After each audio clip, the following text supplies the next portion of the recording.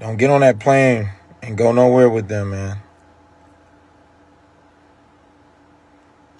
Don't do it. I already did it. Wasn't worth it. Don't do it. Don't do it. You're going to regret it. It is not what you think it is, and it's not what they telling you it is.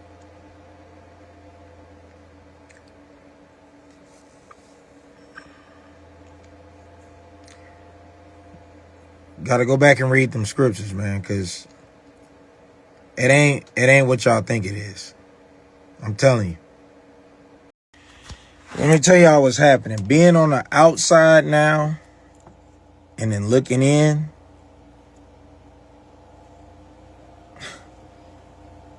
is a whole nother perspective. I'm telling y'all, it's like a sweet and bitter thing at the same time. But y'all got to go back. All of them scriptures that they're using to try to convince you that we have to leave, they butchering them scriptures. They totally butchering them scriptures.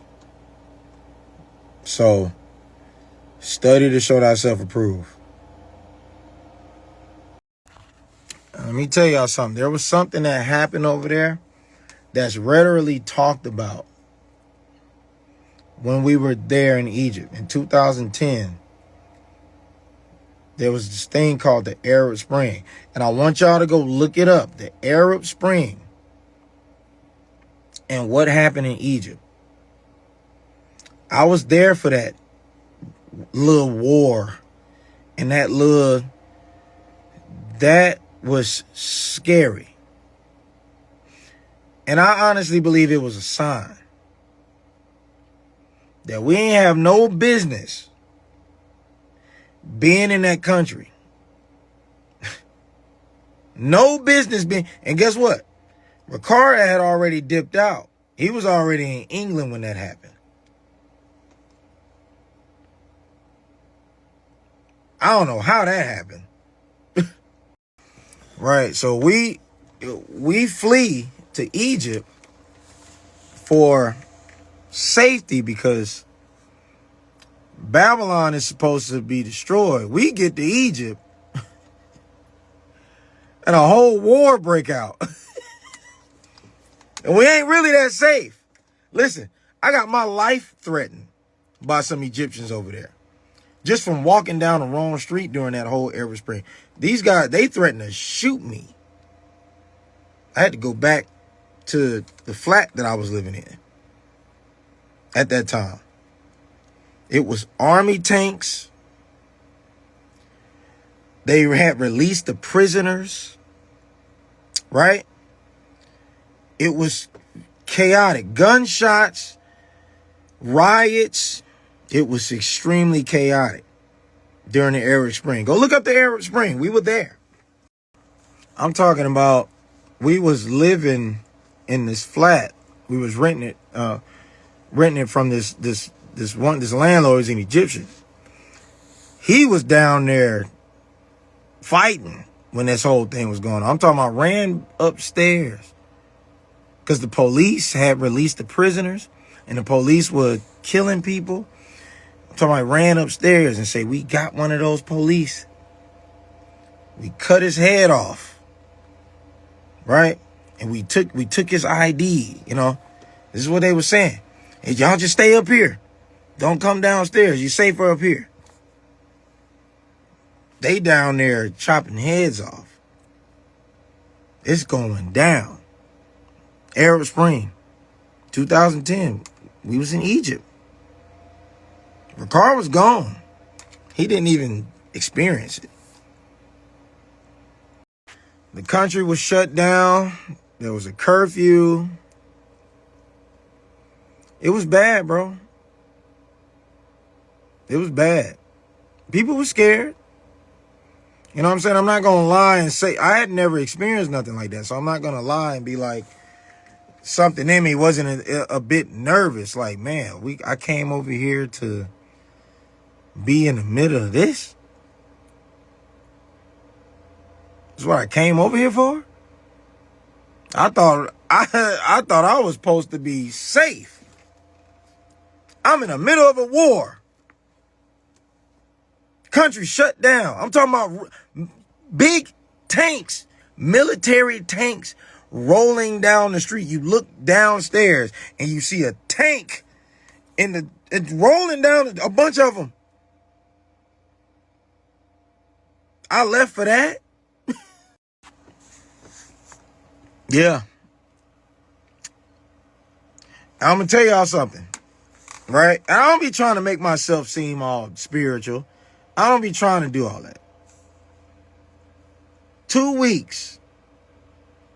I want to say about either 2 weeks or a week and a half before it happens, I receive a dream of it happening in the country. I didn't know what it meant. I had no clue. I told people, right? Yeah, I'm like, man, I think something's going to happen here. I think something's supposed to happen. People tell, nah, that's in Babylon. It ain't going to happen over here. I'm like, you sure? 2 weeks, week and a half later.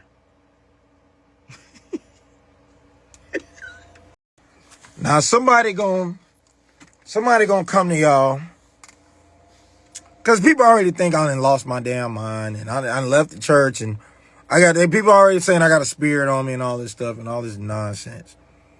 So somebody gonna come to you and try to tell you that I'm trying to scare you and keep you from doing the Most High's will and fleeing. If that is what happened to us the first time, and that was bad, right? And it's just by the grace of the Most High that none of us got killed. But if that's the warning, I think whatever's going to happen this next time is going to be way worse than the first time. If y'all leave. I'm telling you. I'm going to just say this, man. Study to show thyself approved, right? A lot of scriptures that we used, that was used on us the first time, right? To convince us to flee, were taken out of context. Were very much so taken out of context. And it's even more taken out of context now. How it's being spun.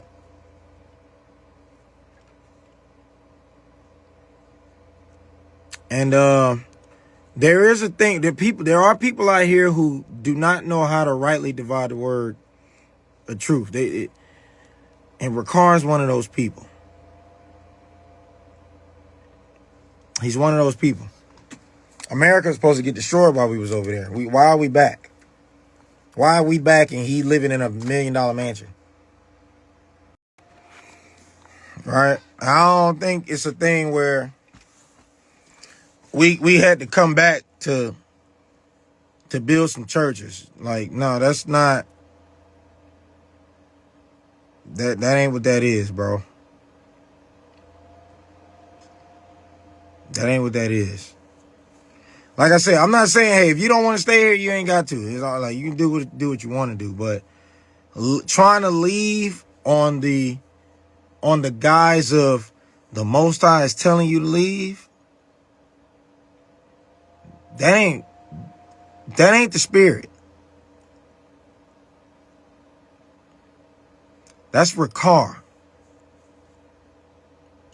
It ain't the Most High. It ain't the Holy Spirit. It's Rawchaa. And I don't know. Go back and read the stuff, bro. Go back. I'm going to tell y'all, bro, whatever is getting ready to happen with Rawchaa, y'all better get out the way. You better get out the way and let the Most High do whatever he gonna do. Get out the way, bro.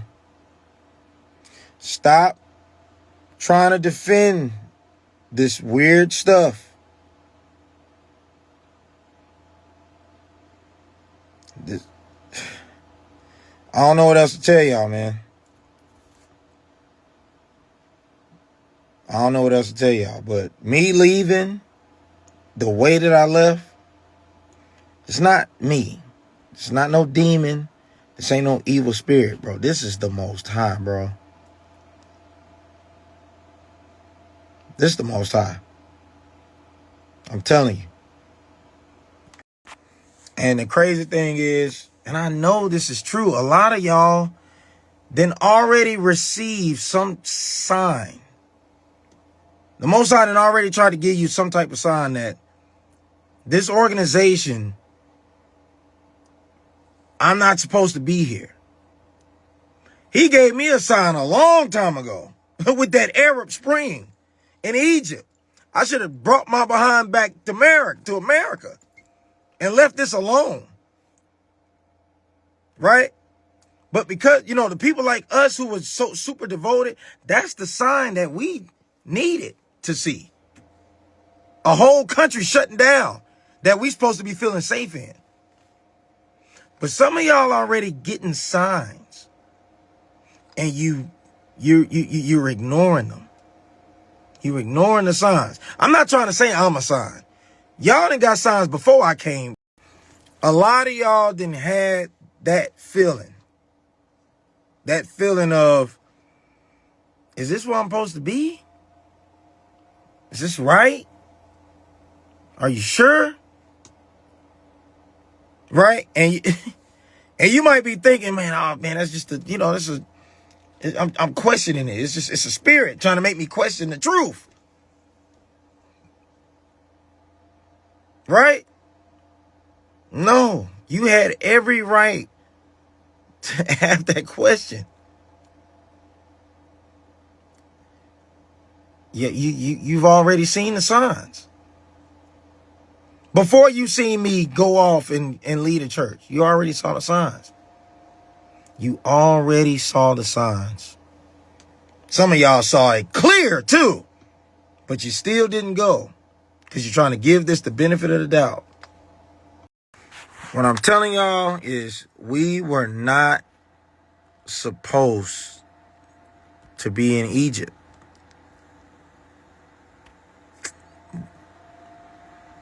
We were not supposed to, what the fleeing thing, we weren't supposed to do that. That ain't what the scriptures is talking about, man.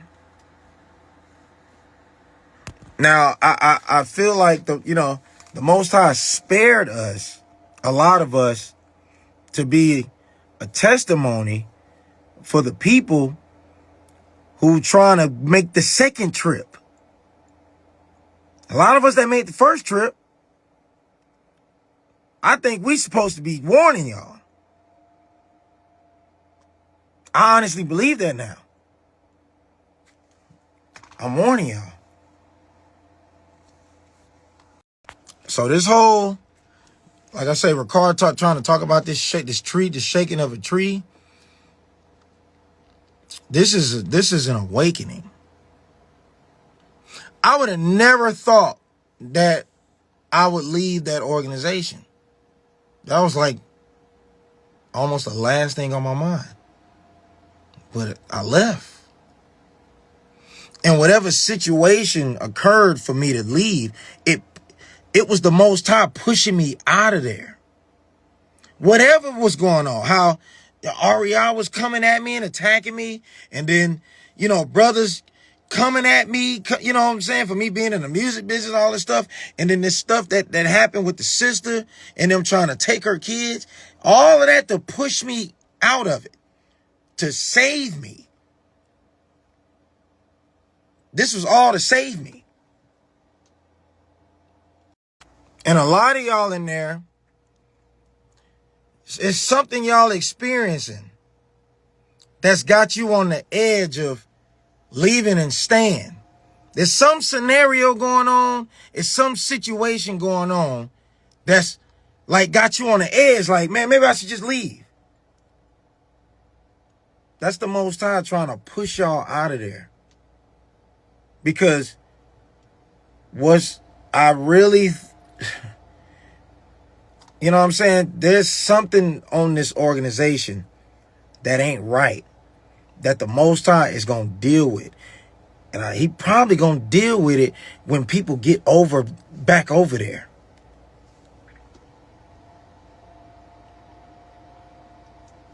So whatever's pushing you out, let it push you out.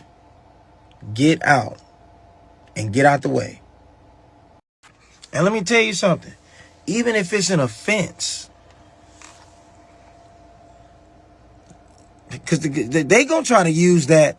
They'll try to use this offense thing. Oh man, something's trying to take you. This the word that Rawchaa be using. Something is trying to take you. That thing is trying to push you out of there. That's the Most High. That is the Most High pushing you out of there before he judged that thing.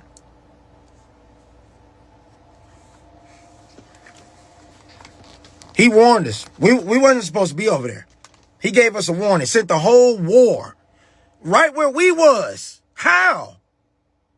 It was a whole war broke out in that country in 2010 while we were there. How is that? What's the coincidence of that? Look, I'm telling y'all, some of us almost could have died during that Arab Spring. I remember there's one family that was in Cairo. They were staying in a building that got burnt up. They had to leave the building. Right? I'm walking down the street. I get approached by a gang of Egyptians. They trying to figure out who I am and where I'm from. You know what I'm saying? And they telling me, if you come back down this street, we gonna kill you. During this whole war that broke out. What are the odds of us being over there? We supposed to be there to flee. To safety. We go right into the middle of a war.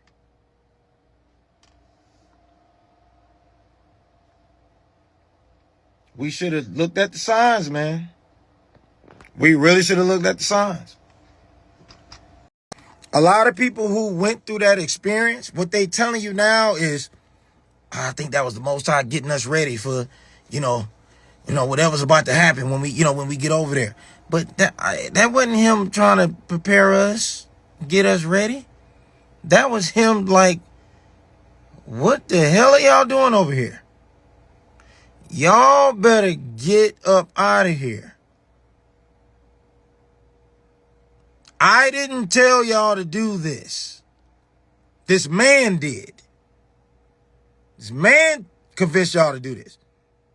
I have not spoken. I don't know who sent him. He wasn't sent by me. What are y'all doing over here? That's what that was. Most I was trying to tell us. Go look up the Arab Spring. Go look it up. Y'all have to use common sense. You got to use common sense. What is it going to look like? A bunch of black Americans migrating to a foreign country, staying in some type of community together, and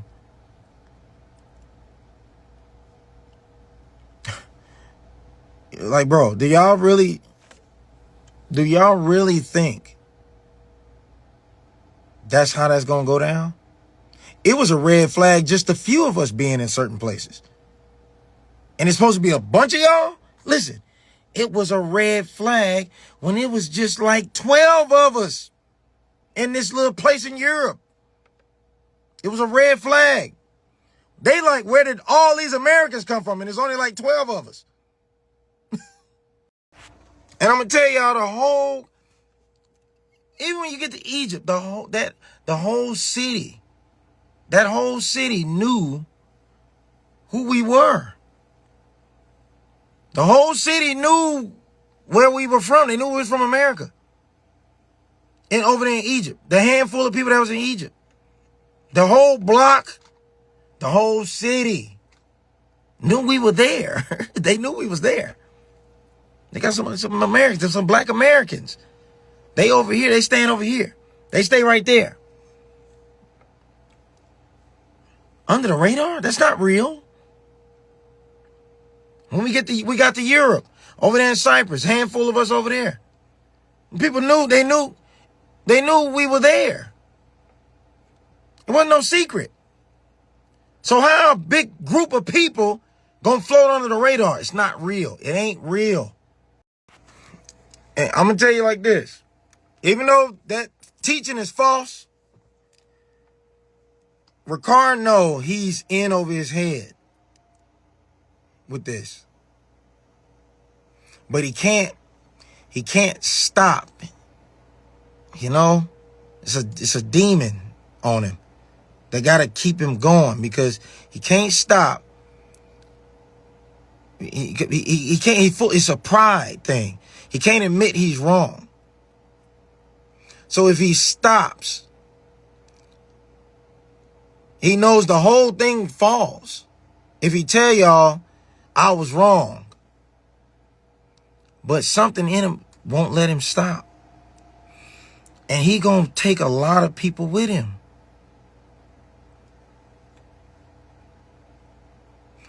Y'all not gonna make it, bro. But I can tell y'all, I know how this dude think. This thing that's going on with me and other people leaving and exposing what's going on,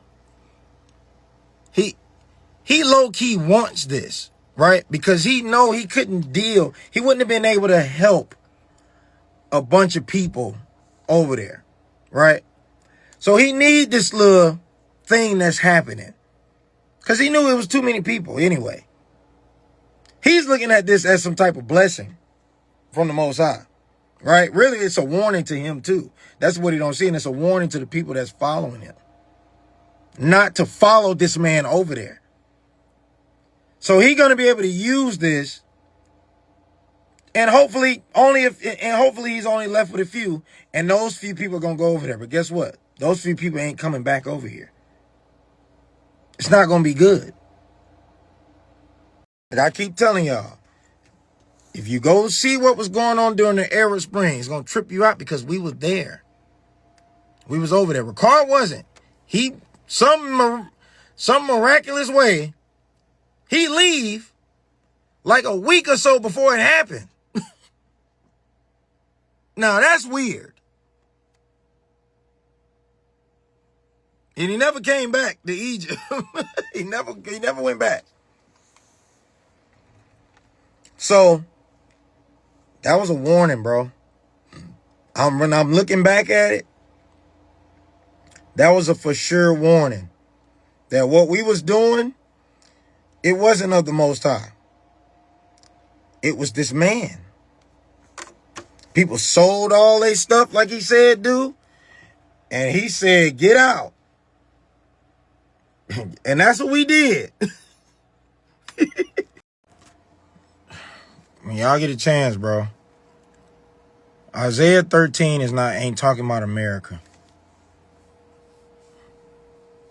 It's not talking about America. If you go look up ancient Persia and ancient Babylonian war, right? About like 500 something BC. That already happened. What it's talking about in Isaiah 13, that ain't no future prophecy, bro. That already happened. When it says the bow shall dash the young man in the beat, a man should be precious, more and more precious than, that already happened, bro. Persia won. Medo-Persia won. It already happened. It don't got nothing to do with America and Iran.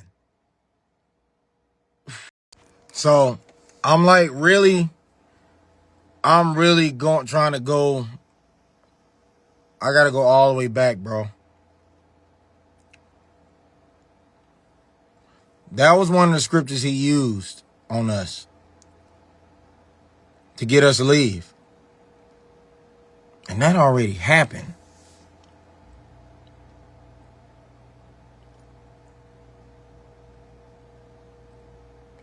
I don't think he knows. I don't know. I don't know, bro. I think he thinks that he's being led by the Spirit. And he's not. He's not, bro. This stuff's scary, bro. Scary, bro.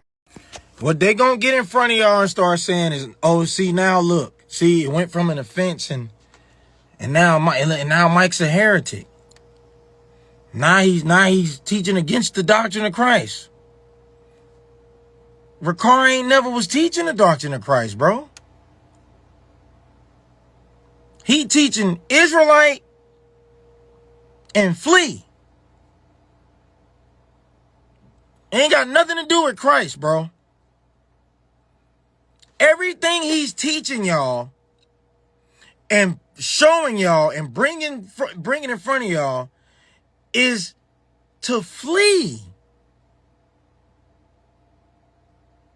Everything he's looking into is to prove this we got to get out the country thing. Everything. Just pay attention to everything he talk about now. Open your eyes. Just think about it. He bring up all of this news, all these news articles, and all of this stuff that's going on with these wars, and he's bringing up all of this stuff, and it all goes back to him saying, see, that's why we got to get ready to go. He's not teaching y'all Christ, bro. He's not teaching y'all the fruits of the Spirit, right? He's not teaching y'all that. Y'all are being taught to prepare to sell everything so y'all can lead a country, which is not what the Most High is telling us to do.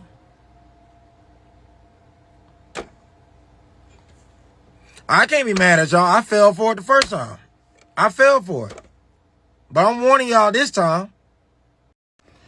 I just watched a video from, I think what his name, Faithful. And it's a brother that used to be a deacon. His name Halam. I met him in Egypt. That's the first time I met him, right? And I think I may have seen him a few times back in the States. Bro, if you see this, bro, man, hit me up, bro. Reach out to me. I don't know how to find you. I tried to look for you. If you come across this, or if somebody know who I'm talking about, y'all know Halam. Well, his name is Andrew. That's his real name, but we called him Halam back in the church. But bro, if you somehow seeing this, or somebody send it to you, or man, hit me up, bro. Please hit me up. We gotta talk. We gotta talk, cause we gotta warn people, bro. We gotta warn people. So please hit me up, bro. Rawchaa gonna have to repent, bro. He gonna have to repent. He gonna have to give back all that money he scammed people out of in that academy. Y'all learning a bunch of stuff. Y'all learning a bunch of stuff y'all can't even use. Especially in a debate against a lot of these actual real scholars. Like James White. Rawchaa pulled out an Illuminati book in a debate. He pulled out a conspiracy book as a credible source in a biblical debate.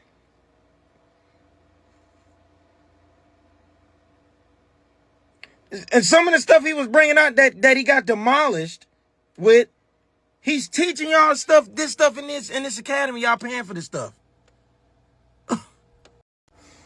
Y'all in this thing called a Hebrew and Bible Academy. And none of y'all speak Hebrew fluidly at all.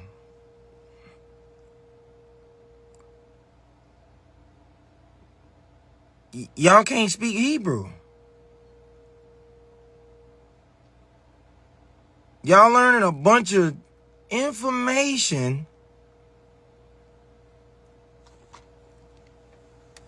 a bunch of stuff that they just Googling that's just super biased and contrary to, what biblical scholars are teaching. And he keep calling these guys like Jesuits.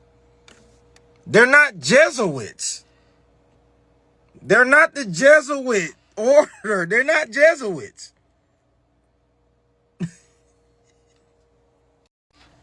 He got this full bogus breakdown for the name of the Most High and trying to tell y'all that the Yahweh or the Yahweh name was injected.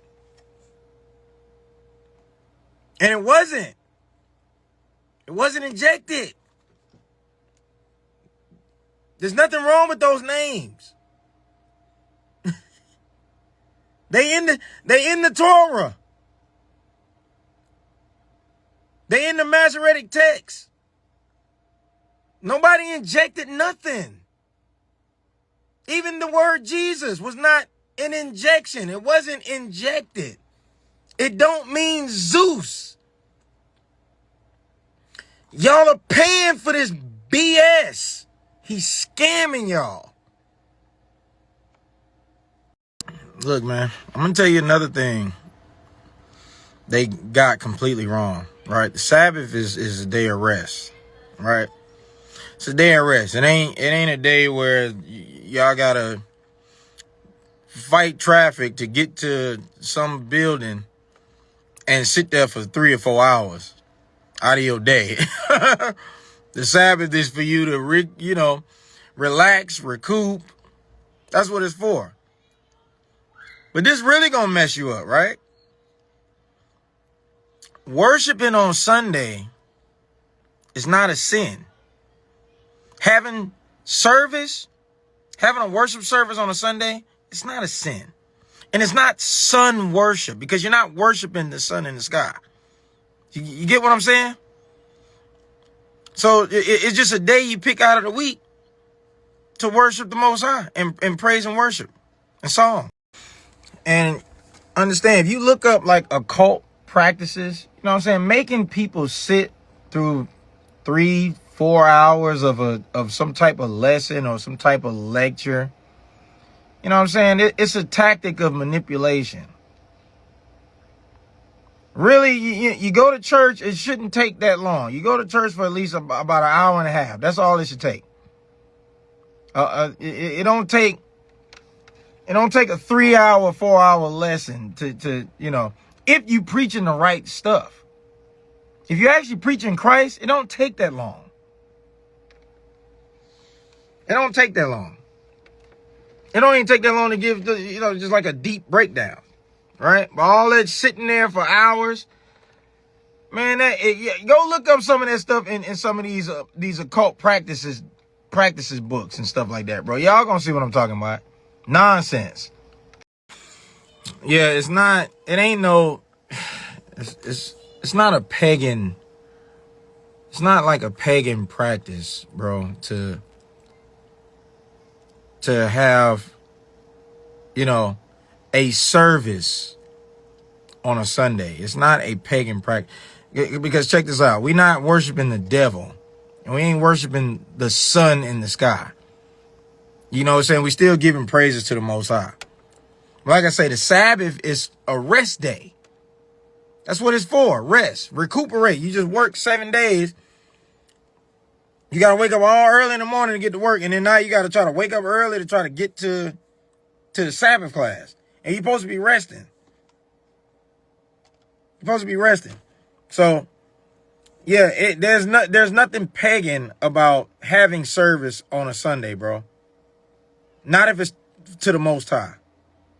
And y'all got to understand something. And I'm going to be honest with you. These are things, this ain't stuff that I'm just now starting to see. This stuff been in my mind.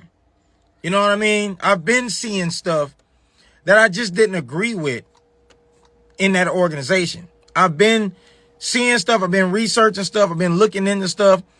And it's been, and I'm not the only one. I promise you I'm not the only one. There's people that's been in this organization just as long as me that has been having these same thoughts. You know what I'm saying? About the teachings that we learn in the Gathering of Christ Church, the organization. Everything ain't right. It's just not. And I'm just telling the truth. So yeah, bro. Sunday worship ain't if it's to the Most High, it ain't the worship of the sun or the sun god Ra and all of this nonsense, bro. It don't got nothing to do with that. I'm telling you. So if you remember, being in church, they had service on Wednesday. So what is that? What worship is that? Nobody says nothing about the Wednesday worships. When people come out for the Wednesday work in the Bible study Wednesday work, they don't say nothing. They ain't calling that pagan. We just calling the Sunday thing pagan. But Christian churches have worship on Wednesdays. Is that pagan? That's what I'm saying, bro. Y'all got to start using common sense. You got to start using common sense. You can still keep the Sabbath holy and have a service on a Sunday. There's nothing wrong with that. There's absolutely nothing wrong with that. You will not be a pagan because you ain't worshiping no idol, no false god. You still worshiping the Most High God, God of Abraham, Isaac. And I'm going to tell you, to my knowledge, a lot of these things were brought to Rawchaa by certain people. You know what I'm saying? Certain people that have been in the church for a long time. And it's being rejected because Rawchaa not trying to let go of certain stuff that he learned in One West. He's not trying to let the stuff go. So, yeah, it's a lot of stuff. That's why I say it's a residue of One West in that organization too, especially when it comes to the Gentiles and this weird rule. Look at my son. What's up, boy? What? I'm full. You full? Okay. Just put your plate in the sink, man. Good job, bro. Close my door, boy. Close my door. Where you going? He's just gonna leave my door open. Now look, now them holidays is pagan, okay? You can still go, you can look that up, and you can see the origins behind a lot of these holidays. You know what I'm saying? Christ wasn't born on December 25th. Now don't sit there and think like, oh man, Maestro, he finna go back full Christian. Listen, there's nothing wrong with being a Christian, bro. There's nothing wrong with being a Christian. That just makes you a follower of Christ. Now the only thing we got to stay away from is, like the pagan practices. But having service on Sunday, like I'm saying, is not a pagan practice. Keeping the Sabbath, doing what you got to do on the Sabbath, and then gathering on the first day of the week to have a service, or to, after the service, you break bread. There's no sin in that. There's nothing pagan about that. So I'll just letting y'all know that. And Rawchaa never tell y'all that. He'll never tell y'all that. Now, when it comes to the Passover, you know what I'm saying? People kept the Passover at their house with some people. I'm having a gathering at my house with some brothers and some sisters. You know what I'm saying? For Passover.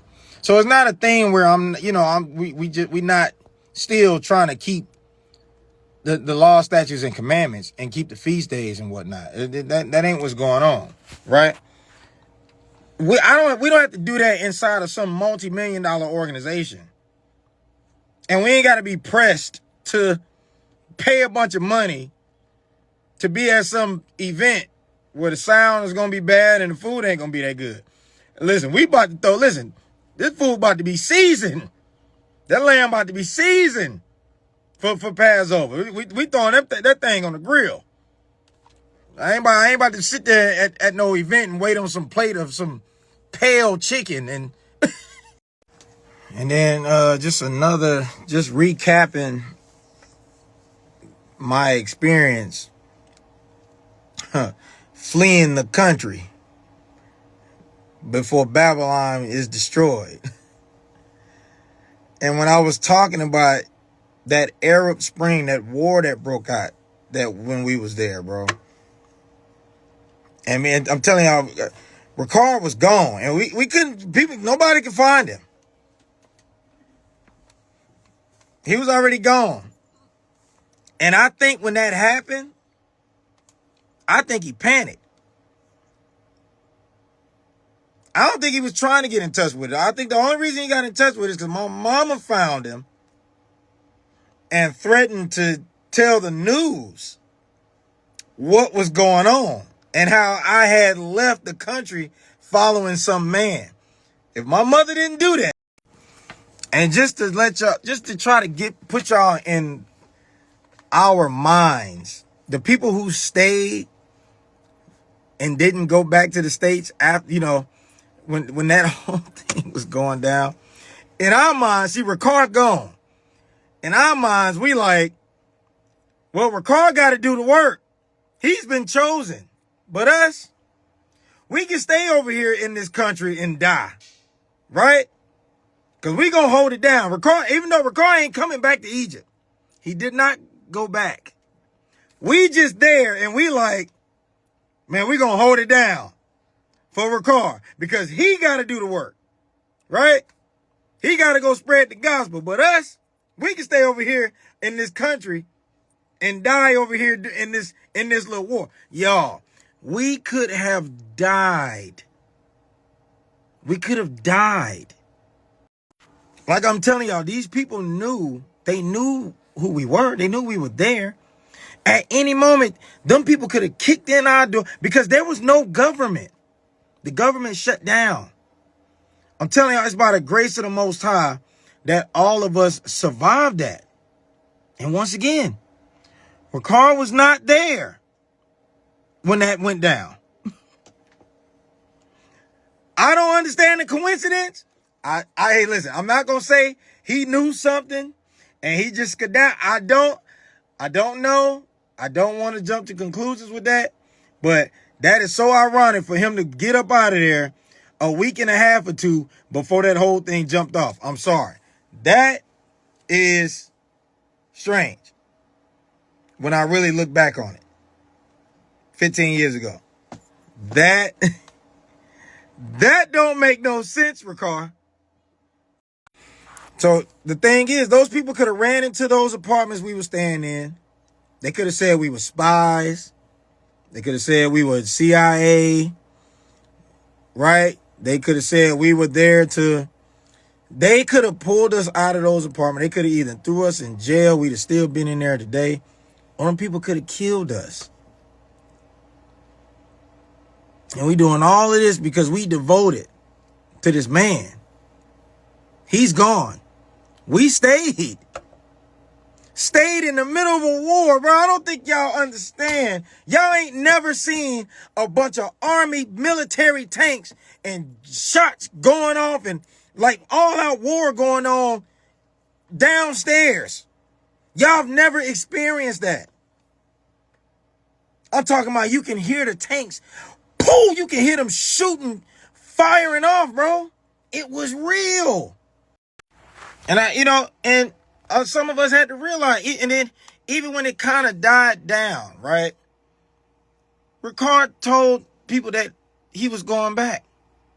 He never went back to Egypt. It's people still over there today that was there when that happened. And it was people that stayed there during that whole thing. Ricard never went back. I know he didn't go back because I was with him in Europe.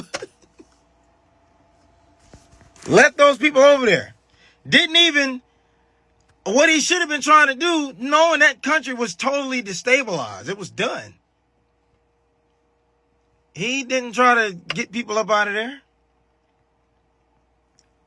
And best believe he wasn't telling people to go home. I don't know why he never told us to leave. I just don't get it, bro. And none of it made sense because we went into a country, it's 90% Muslim. We went into a country where we can't even really spread the word. We can't even spread the gospel. Can't spread the truth. Right? We can't talk about it in this country, in Egypt. They'll string you up. They'll hang you. You'll be dead. So what sense did it make for us to even go there? It didn't make no sense. We wasn't supposed to do it. Here we are in a whole country talking about the truth and the gospel, and we can't do no street speaking out there. Is you crazy? There was no gospel being spread in Egypt at all. And people would have killed us. And somebody almost did kill me. Right? Find myself, meeting these Egyptians. They seem kind of cool.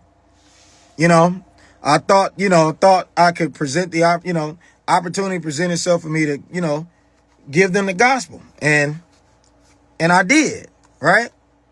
One night, those same Egyptians invite me to a coffee shop, a little tea shop, right? Sitting down there, these other Egyptians show up. They sit down. They start talking to me. They start telling me, they say, Mike, I don't like this thing that you're trying to teach in our country. I don't like this thing. And we don't want you to teach it. We want to show you something. They want to try to show me, the Islam thing. So I act like I receive a call. And I go outside. And nigga, I ran. Listen. Ain't nobody called me. I'm sitting down with like 6 or 7 Egyptians. They all young. But the 2 that I was already talking to, those are the 2 that I had presented the truth to. I'm sitting down with them in this, they sitting around me in this coffee shop, and I'm like, what the hell is this? Man, I say, somebody calling me real quick, man. I'm gonna step outside real quick. Hey, listen, soon as I exited that shop, nigga, I was gone. I ran. Because they had something else on their mind. I ran, bruh. So the whole point of that, what the hell are we doing in this country? We can't even speak the truth. And in that same night, check this out, bro. That same night, right? I go back to the flat that I was staying in with two brothers I was living with, Ralph and Nate. I go back there, and I'm just nervous. I'm like, oh man, what's going on? What's finna happen? So I go in the shower. I go in the bathroom. I'm finna run some shower to take a shower. Turn the water on. Turn the hot water on. The pipe busts. The water lands on my wrist. I don't even know if y'all can really see. I got a 2nd-degree burn that same night on my wrist from the water, from the hot water. I had to go to the hospital. They had to take me to the hospital. Same night. All these signs. And I'm just ignoring them. A 2nd-degree burn. It's just insane because we were willing for Rawchaa so he can go do the work. Because he's the chosen one. We willing to stay in this country and suffer, starve, not really eating maybe once or twice a day. He know we all going through this in this country. He's in a way better country now. He in England. He ain't got to worry. He ain't got to listen to this damn horn every 2 hours with these Egyptians praying. He's gone. We over there suffering wrongfully. So this man could go preach the gospel throughout the 4 corners of the earth. You got to just laugh at this stuff now. I keep trying to tell, a lot of us made a lot of dumb decisions. Following Rawchaa, man. Being devoted to this man, believing that he's the one. He's the one that's supposed to be doing this great work in the earth. Him. Devoted to him. We all young, way younger than him. This man old enough to be all our fathers. He's older than us. 20 plus years or 20, 30. He older than us. We all over here under this guy. Devoted to him. He never told us to go back. And like I told y'all, some of us left children. We left our family. We left our mothers. We left family. We in Egypt. Can't do nothing. There's no freedom here. He gone. All the signs that was telling us, like, y'all niggas was not supposed to be over here. Why did y'all come over here? This is not a part of, this is, the Most High didn't have nothing to do with that, bro. Nothing. But he spared us in our ignorance. He spared us, because I'm telling y'all, bro. When I keep telling y'all to go look up that Arab Spring and go look up what was happening in Egypt, you will be asking yourselves, how did these guys survive this? It was bad. It was bad. And we seen all the signs. It started in Saudi Arabia first. And people was over there telling us, nah, it ain't gonna come over here to Egypt. Nah, it ain't gonna get there. It ain't gonna get bad. Rawchaa was saying that. Nah, it ain't, nah, we okay. And like another scenario, right? We in Cyprus. And then this one thing happens where, like, all the economy shuts down. The banks and all of this stuff, all this weird stuff started happening in Cyprus, right? We looking in the Mediterranean, the sea, and then we seeing these damn naval ships. You know what I'm saying? Like, what the hell? Like, what is going on? Azale, talking about Rawchaa said, he like, bro, I told you something. I told you something was about to go down. Like Azale saying it. He always was knowing something was going to happen. He always. But we getting all of these signs that y'all niggas need to go home. But we can't go home because we got to help Rawchaa do this work. He the chosen one. Yeah, bro.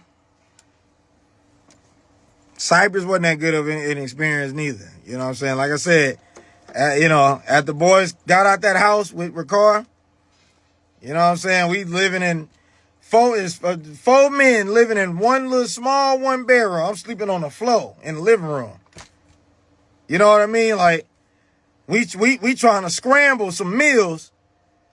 Rawchaa and his wife, they going up the hill to the fancy place. They eating steak and shish kebabs and, you know what I'm saying? Like, they eating good.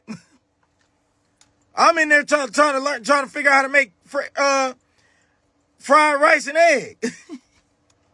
We doing meals with potatoes and rice. You know what I'm saying? He eating good, Rawchaa. But this is to humble us, right? This to humble us. We're in a humbling state. Yeah, bro. I'm living like that. I'm living like a straight poor man. But I'm doing all of this incredible music for Rawchaa. He not giving me a dime. He not giving me a dime, bro. And I know I said all this before, but it's like at some point, when do you wake up and realize that you're being manipulated and that you're in a cult? When do you wake up and realize that? I don't know how I did this for 15 years. I lost my goddamn mind, for sure. But you're sticking around. This man manipulating you. He's making you all of these promises, right? And you stay.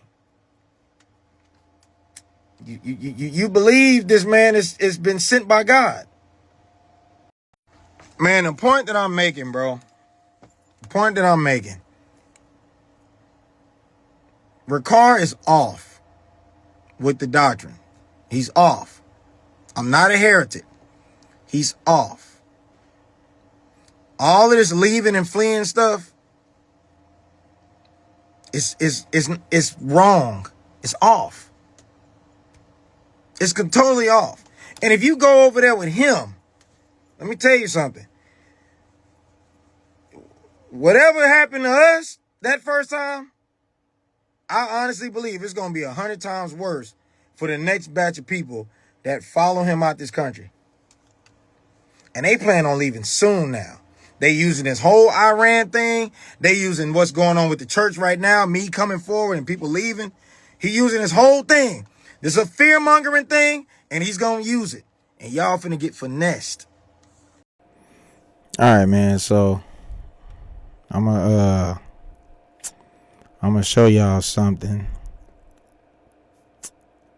This is, so y'all can see at the top, and I guess I gotta say fair use. This is fair use, and I'm guessing that's how they flagged me for the the other video I had up.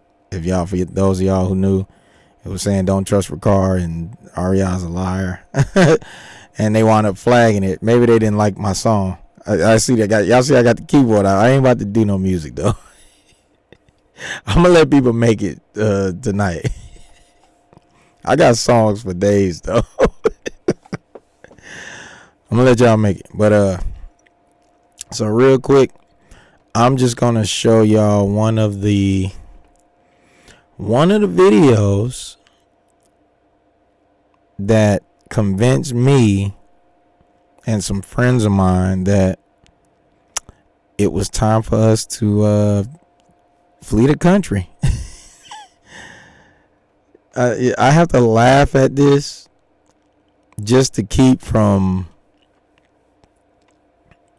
I don't know how to explain it, bro. It's just, you've been in something for 15 years and you was believing something, and you finally realize once you're on the outside of it that it was some there's a lot of BS involved in it. A lot of manipulation, right? Just a lot of stuff that wasn't right.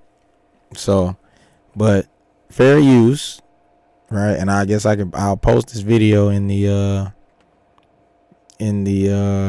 link, or I'll post the link where y'all see the links and stuff like that. So, one of the videos that convinced us that we needed to leave.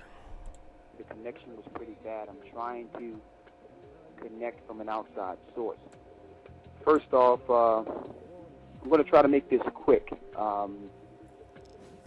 Number one, I know people have been trying to reach me lately, but I've been, through the Spirit of the Most High, I shut down for a minute so I can do something. Mind you, this is like, this is so crazy, bro. This is like 2009. I want to say this is like the beginning of 2009, or yeah, that's what I'm thinking. But it's so crazy hearing this. I haven't heard this in years.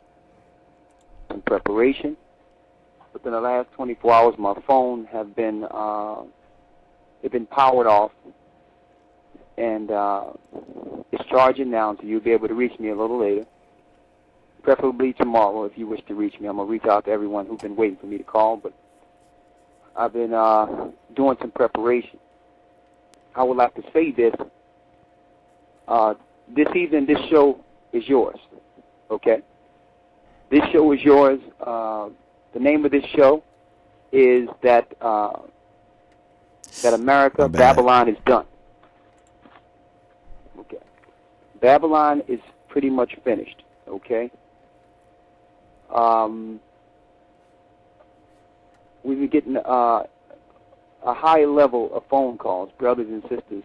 Y'all hear he's saying, it's 2009. Babylon is done. Babylon is finished. It's about to be destroyed. It's about to get blown up. It's 2009, bro. It is 2026. Oh my God. calling in, who realize it's done and are doing some preparation. And I'm going to speak to the elders, some tonight, some tomorrow, before our meeting tomorrow night, for further preparation for those in the other areas, in the different regions of the country. But we'll be going soon. This is one of the last shows that will be aired. I don't know if we'll be able to air once we're gone. So he said we'll be gone soon, and this might be one of the last shows we listen at this time. Y'all forgive me, bro. I have to laugh because the mind frame that we was in, we like, oh snap, he getting ready to go. We gotta hurry up. He's getting ready to leave. We gotta hurry up. Man, he's saying this is one of his last shows. That means we're not gonna hear from him anymore. We're not gonna hear all of these deep breakdowns and all of this stuff like that. And him, and mind you, all the deep breakdowns he did around this time was about Babylon getting destroyed. That's what it was about. So he's saying this, and people are panicking. I know I damn sure was panicking. I was like, man, I don't want him to leave us. He about to leave. We about to stay over here and die. Let me keep playing this. This is one of the last shows that we'll do, and those that are amongst the church will be able to contact us, and we will give you ways of contacting us if the show is not aired. You'll know either through the website or through contacts through the elders that are spread throughout the nation. Okay, so I apologize for those who have been trying to reach me, but I had to shut down and get some things done. The call-in number. The guest call-in number is 347-308-8224. I want to say this, that we've been going non-stop for a long time. The Most High is now allowing his prophecies to go forth. And Babylon will soon fall.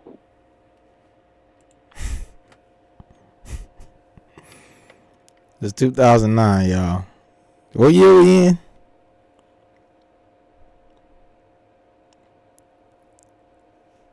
It's 2026. Babylon will soon fall. Good grief. We just wish that more of our brothers and sisters would exercise the spirit of faith. One moment. And that's the and that's part of what he was using. If you don't believe we got to go, you have a lack of faith. You don't believe in God's word. He's telling us to leave. You don't have the faith that you thought you had because you're scared to leave. But the whole thing is you leaving because you scared.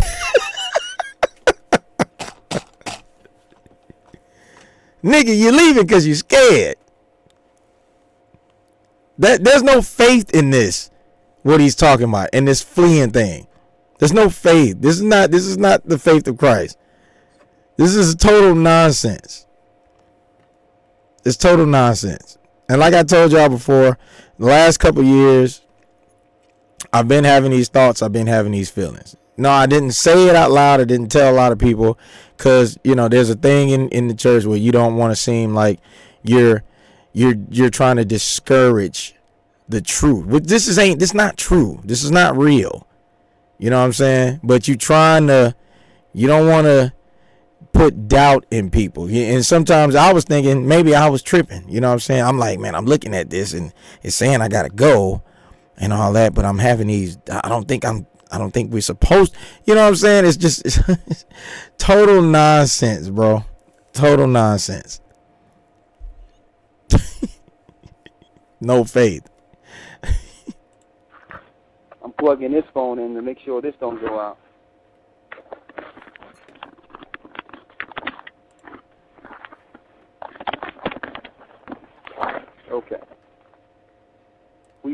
our brothers and sisters will exercise more faith as our fathers, and that's what we'll need going forward. America or Babylon is finished. We've been prophesying this for a long time. We've told brothers and sisters a long time ago to liquidate, get rid of what you can while you could.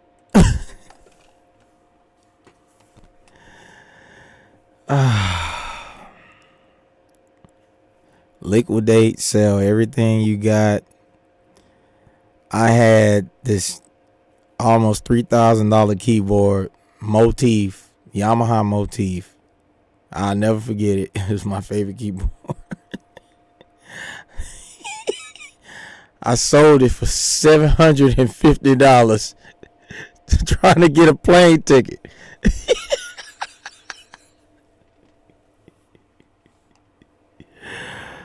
It was almost $3,000, bro.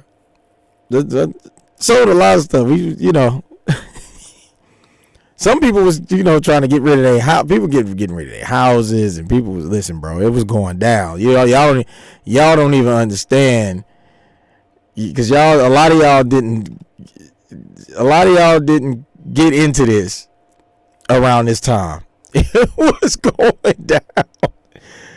I mean, we thought the end of the world was coming.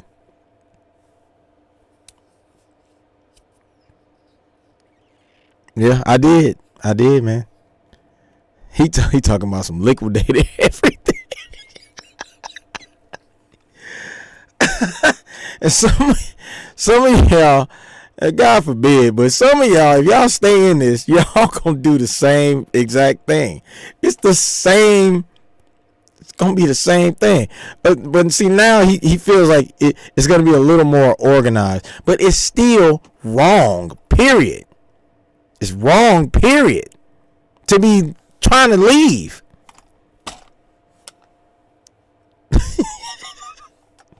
It's just an organized wrong. This was before Fannie Mae and Freddie Mac. This was before the banks were going belly up. This was before the swine flu lie. And like I said in the Path of the Mark the other night that we did, it would have been a blessing to be in a society that just hear what the Most High say and follow. I wish we can teach the scriptures without talking about swine flu or roads being blocked or military, state, martial law. Bro, none of this stuff was even happening at this time. I mean, they had some little talks about the little swine flu thing and some, you know, little influenza, you know, little stuff. It was military. It was no martial law. It wasn't no stuff. It just wasn't popping off. It just wasn't, bro. And he was able to make us believe that this was happening, and we looking outside, we looking on the news, none of it's happening, but for some reason he's telling us they're not going to broadcast, they're not showing it on the news, but it's happening. Martial law and all this stuff is happening. Yeah, man. Yeah, it's crazy. Why? But we had to go into it to deal with the things that people could understand. Why couldn't we just say the Most High say leave, and people follow and just leave? And now we're getting an inordinate number of calls, more than we can control now. And I was one of those people that called him from Houston. Got the number, called him, I talked to him. He, you know, I'm like, man, is this for car? And I'm like, man, I heard what you've been preaching. I believe you, and I'm ready to go, man. Whatever I got to do, man, I'm ready to go. Like, I was one of those people that did call. Of course, you don't remember because a bunch of people was calling, but I was one of those idiots, those dummies that was calling him talking about, I believe everything you saying, and I believe I got to flee the country. Yeah, man, I was one of them. Yep. Because I don't know if it's because they believe the Bible, because some have heard it for years, or because they're just in fear of what they know will happen now, when it's too late to prepare. But we're not going to beat you over the head. Listen, if you know... He's talking about it's too late to prepare. Like, he really made us believe it was going to go down at any moment. He sounded so convincing, just like he does now. He gonna see this, you know what I'm saying? I mean, it is what it is, man. Listen, Ricard, bro, you gotta stop this. You gotta stop this nonsense, bro. You gotta stop. Like, you have to stop. And the Most High is giving you. He's giving you some time, and he's giving you some mercy to stop this nonsense. So if you don't stop, because you feel like you can't, because you too far deep into it, you done made all this money off of this stuff. You know what I'm saying? You too deep into it now. But it's not too late for you to stop this nonsense.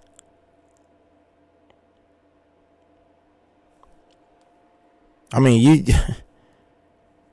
I don't even. Let me just keep playing it, bro. Now, do what the Most High said. Here's a scripture we've been reading for a long time. It's Jeremiah the 50th chapter, which reads, "The word that the Lord spake against Babylon and against the land of the Chaldeans by Jeremiah the prophet." Now, mind you, you notice in the scriptures it talks about the prophets. Jeremiah the prophet, Isaiah the prophet. Men, regular men that the Most High sent through each society to warn the people. So this is where he compares himself to Jeremiah and Isaiah and all of the prophets, the Daniels, and you know what I mean, the Ezekiels. He starts to put himself in the place of these men for this time or whatever, right? Whether people listened or not, they had to do the will of the Most High. The second verse says, "Declare ye among the nations, and publish and set up a standard. Publish and conceal not. Say Babylon is taken. Bel is confounded. Mordadak is broken in pieces. Her idols are confounded. Her images are broken in pieces." What is that saying? That's saying that the gods that we used to pray to no longer have power. Their images, their idols, their worship, the gods that this society used to call on for information to help them, cannot help them anymore. Why? Because people in this earth are pulling away from all religion. So they... This is not talking about America, bro.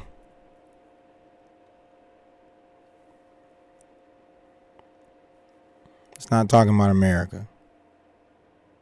It's definitely it was a prophecy for ancient Babylon itself. Because ancient Babylon did fall. It did fall and get conquered by the Persians. It's not talking about America. But here we go. Images and their idols are being broken. Okay?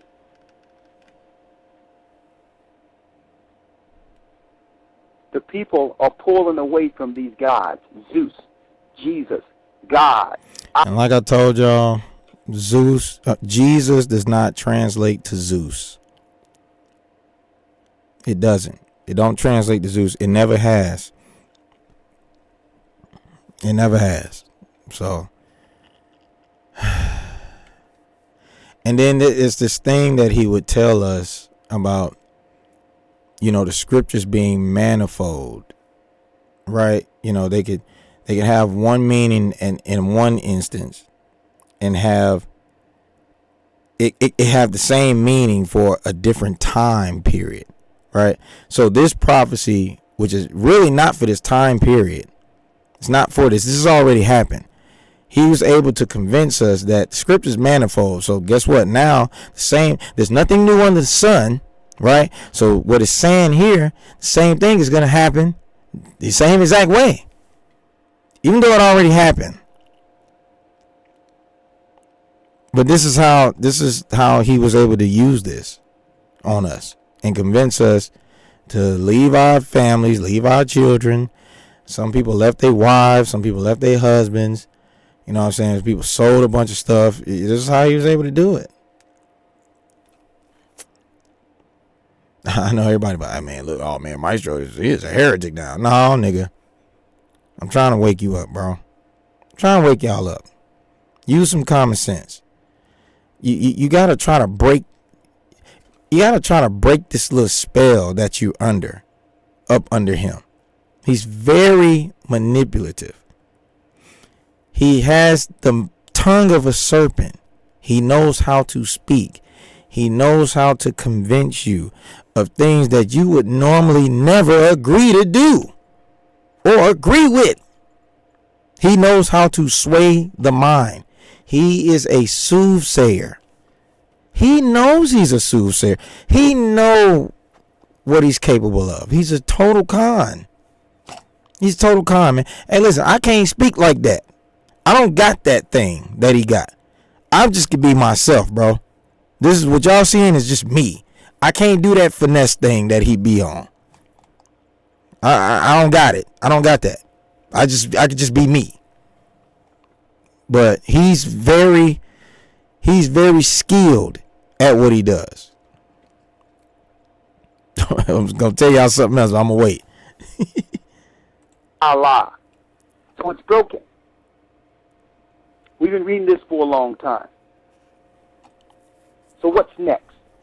The third verse says, "For out of the north there cometh up a nation against her, which shall make her land desolate, and none shall dwell therein." That's the next prophecy. They shall depart both man and beast. Out of the north, like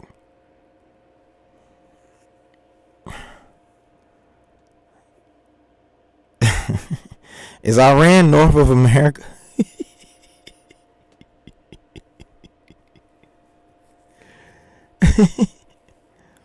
Is Iran north? Where's Iran? That's Canada up there.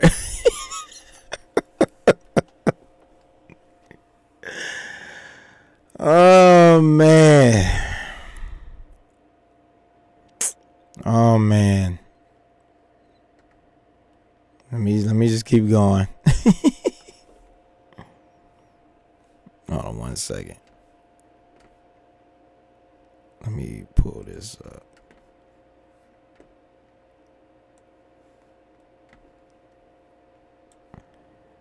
All right, I'm about to keep going. All right. So, who's coming from the north? The Iranians, China, Russia. They're coming. They're coming, brothers and sisters. Them places not even north. My advice to you all, whatever you have, get rid of as soon as possible and get out. Hey, you hear his voice? You hear that in his voice? How he tried to get, how he was giving us that sense of urgency to get out. Sell everything you got and get out. And that's what we did.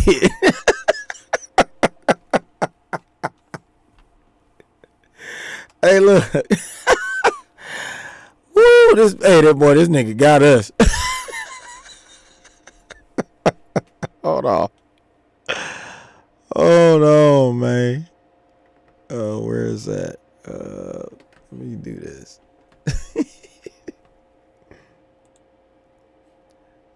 try to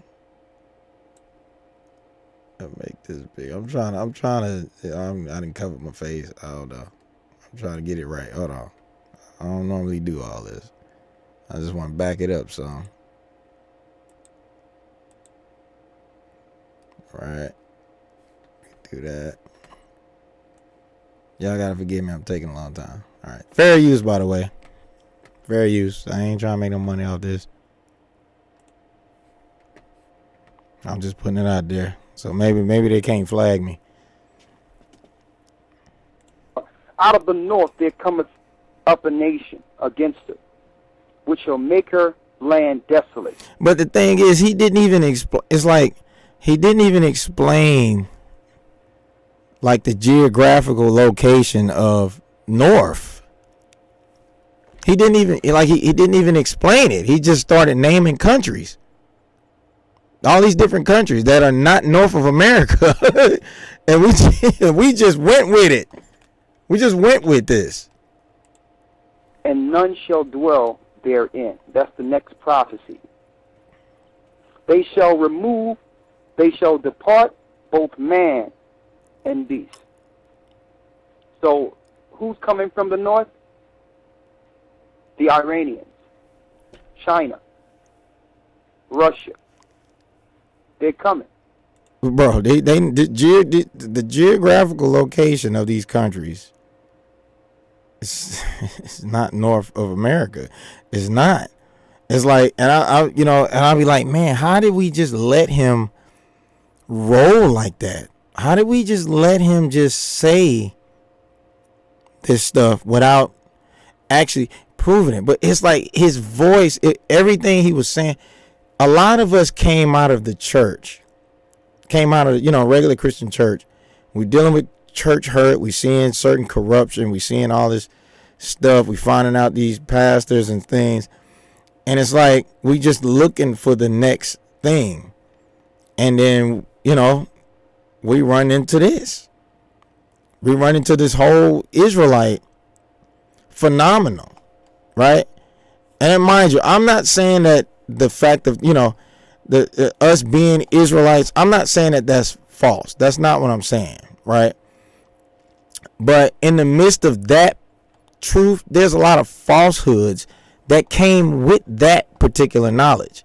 There's a lot of them from all of these different camps and all these different guys that came from this old camp, this One West thing. And it's just the truth. It's the truth. Like, I mean, it's you can prove that we the Israelites. You know what I'm saying? Not all of us, but you can prove that, through secular history that, yeah, that's the truth. Okay. That's one aspect. But a lot of other stuff like this here, this flea thing, this ain't part of the truth. I'm sitting there trying to figure out I don't know how he came up with this.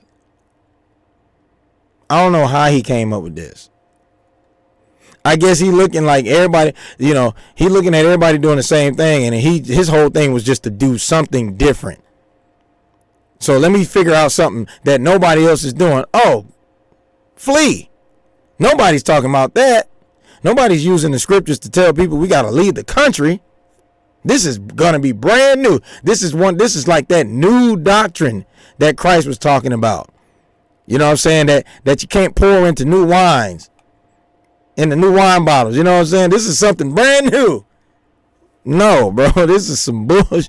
I almost said it. This is nonsense.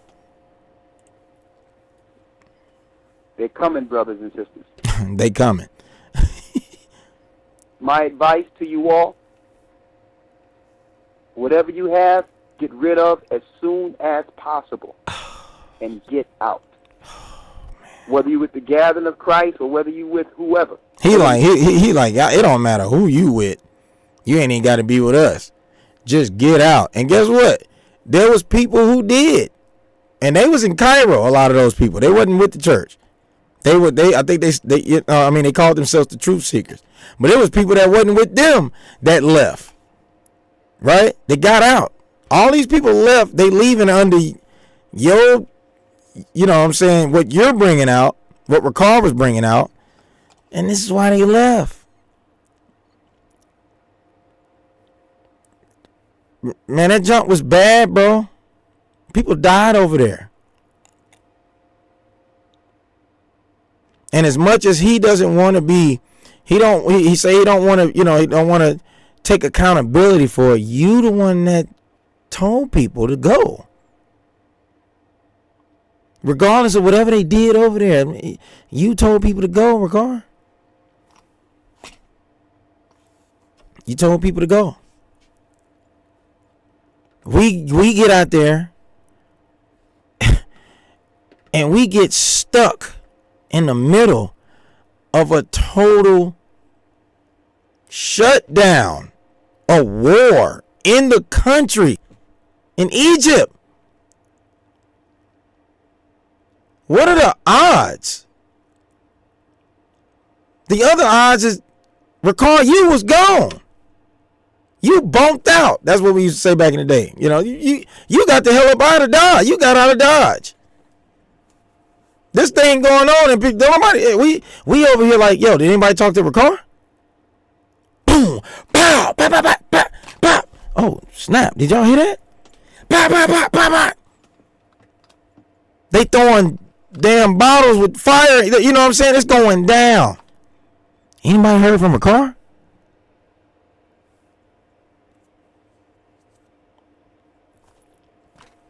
His ass was gone. I'm talking about my mother.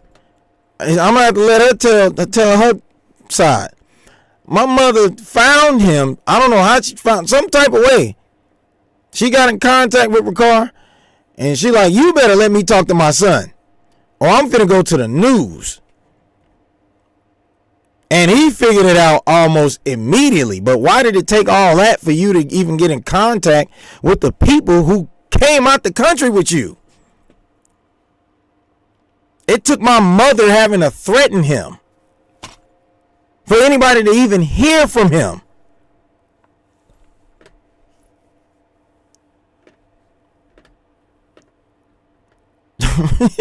This is so stupid that we did this. Bro, it was tanks rolling down the streets, bro. We upstairs. You look downstairs and you see these damn tanks rolling down. Man, look, hold on, bro. I don't know if y'all believe me. Hold on, real quick. I have to find some. Y'all have to see some of this stuff, and y'all will not believe that we survived this nonsense. Arab Spring, Egypt,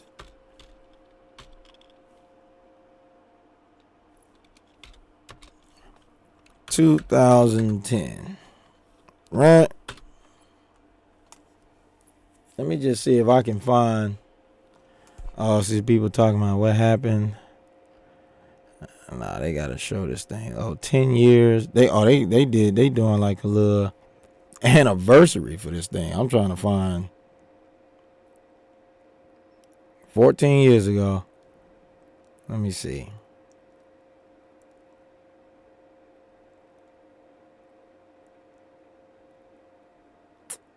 Nah, I gotta find. I'm talking about, bro. It was going down, bro. It was going down. And nah, they might have scrubbed the internet or some of this stuff.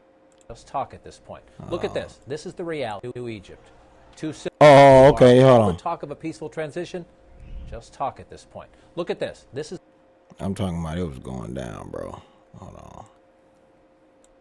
Hold on. You feel me? Move this over here.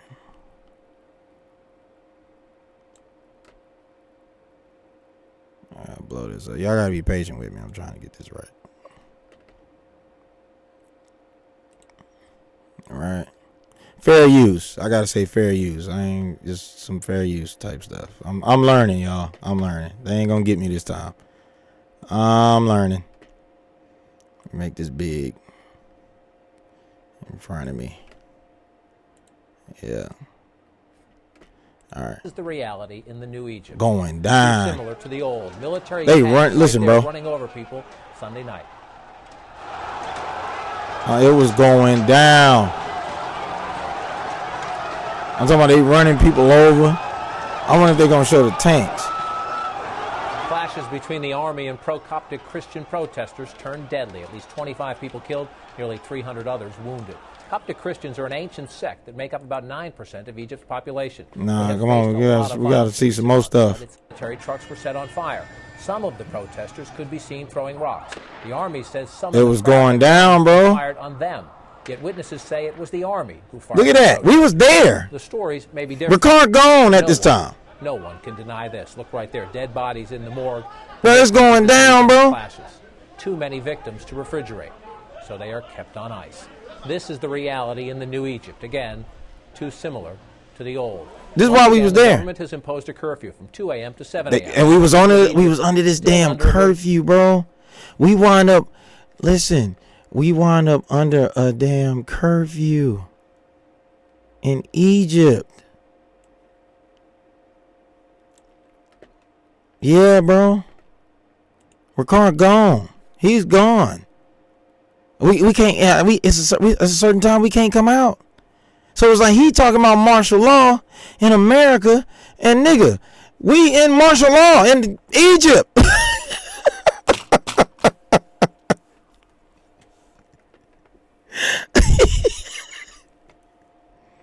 Hold on, bro. Law, one of the main frustrations they protested back about 8 months ago. And the military is not turning the government over to civilians, as it promised was the mood. That's the tank. That's the tanks, bro. Listen, man, I ain't lying, bro. We were seeing this. Bro, look at this. Look, bro. It was going down. Climbing up on tanks, joyous, the Mubarak regime was history. After weeks of protest in Cairo's Liberation Square, how the hell were facing a new day? We leave America. Gone, they thought. We leave America to flee for safety. It's just to land into this. The armored personnel vehicles running over people. You remember this? Man, look, bro, and it was going down, bro.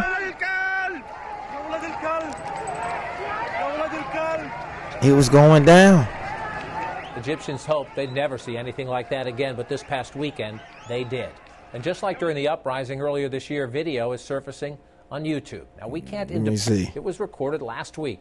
Allegedly shows several members of the Egyptian army repeatedly hitting an Egyptian Christian. The man tries to protect his face from the clubbing. Now, I don't know if that was a Christian or they was just going. Listen, they was going at each other. We've blurred the worst of it. This is Egyptian singer Rami Assam. He says he was beaten by the army in March. He says the scars on his back. Hey, Rodney King, they hit him and others with wooden sticks, got him out of there. Hoses, leather batons, and belts.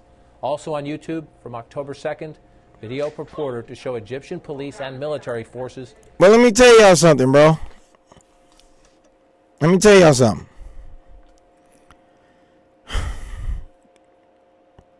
We could have died. All of us that was over there, we could have died in this thing. We could have got killed, bro. And we over there holding it down so Ricard can go, because he's chosen. We over here holding it down for the church and for Ricard. At any moment, these people could come kick our doors in and claim we was a part of some type of, covert operations or they could have said anything. They could have either locked us up or they could have killed us. The people, we was over there. We left. We followed Ricard. Ricard leaves.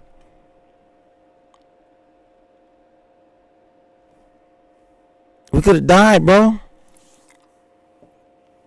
all over some false doctrine.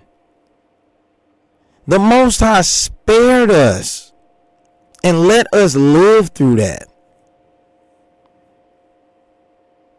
He let us live through it because he understood. He understood we was under some type of strong delusion from this man, and he spared us. But we could have died, bro. And this ain't even really showed every. I don't. This. I have to do another video or something like that to really show y'all what it was. Listen, bro. I'll just go back through some of this stuff, bro. It was going down, bro. They was wilding. After weeks of protest in Cairo's Liberation Square, the people of Egypt were facing a new day. It was going down, man. I'm telling you. Yet witnesses say it was the army who fired on the protesters. The stories. Then we find out the police released the prisoners. They just released the prisoners that was in there. They just let them out, right? Let them out. They was loitering. They was going into the stores. They was, you know what I'm saying? They was going. It was going, bro. It was going down. We was under a curfew. All the stuff he was saying that was going to happen in America, it freaking happened in Egypt. And the Most High sent like 2 weeks before this happened, because the car's getting ready to go, right? And I'm having these certain dreams about him. You know what I'm saying? That's me trying to warn him not to go, and all of that. I don't know, and I don't know why, and all of that. But I get sent the dream. All this stuff go down. People telling me, nah, man, that's not gonna happen over here. Nah, man, that's America. That's gonna happen in America. I'm like, nah, bro. We was in Egypt when it happened, military, and I seen it. The Most High sent me the dream, and I'm telling brothers, it's happening, and they trying to convince me, nah, don't worry about that, Mike. That ain't gonna happen over here. What? Huh? Be different. What? But no one can deny. That ain't gonna happen. Right there, dead Christians, what? Supporters of their cause, were marching toward the Egyptian state-run deadly. At least what? 25 people killed, nearly 300. We was in the country. Christians are an ancient sect that make up about 9% of Egypt's population. They running people over. Look at that. Don't worry about it, Mike. That ain't gonna happen over here.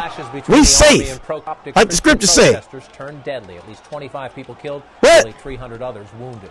Coptic Christians are an ancient sect. Fair use.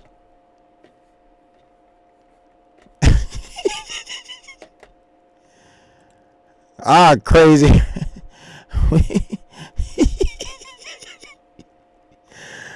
Hey, praise the Father that we lived through that. But we ain't have no goddamn business being over there. None. Let's listen to more of a car. No matter what group you with or who you following or what Bible study you go through, it doesn't matter. You better follow the words of the Most High. All right? And not because of FEMA. Okay? FEMA cannot do to you what the Most High can. Not because of the government and all this swine. We know it's all a joke. What you expect? This government's been a joke since its inception. America is a joke. Have always been. That's no new news. But what that makes us believing in it. Thinking that the same country that have enslaved you and have destroyed all the people that will give the military that defends the country vaccines and kill them too. I mean, all this. What made you think that they was going to stand with you or stand for you in the last days? So that lets us know something is wrong with us believing that this country that have done nothing to show good faith. Now, mind you, this is all to get people to go. You know what I'm saying? To say all of this. He's saying all of this. You know, he's pulling on your heartstrings, and he discouraging and all of that. You know, it's a whole thing. All this to say, I mean, they don't care about you anyway. You might as well leave, you know?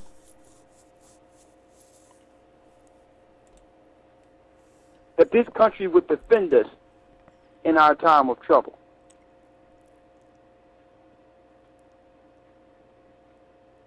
Some brothers and sisters, and let me tell you, all may the Most High be with you, but some people now, after years of us teaching, you know, and we caught a lot of flack for it because people were saying, well, the Most High is saying coming out of her spiritually and all this other stuff. But we didn't care. We know what the Most High said. Now, people are looking at us, some people, after ridiculing and whatnot, now they're looking for us in the last minute. I don't know. Maybe they wanted to save them. We are not the Savior. We're just messengers. You damn sure ain't the same. Ain't the same. Because you damn sure ain't get us up out of there. Out of that scenario, Egypt. That's Mike tripping.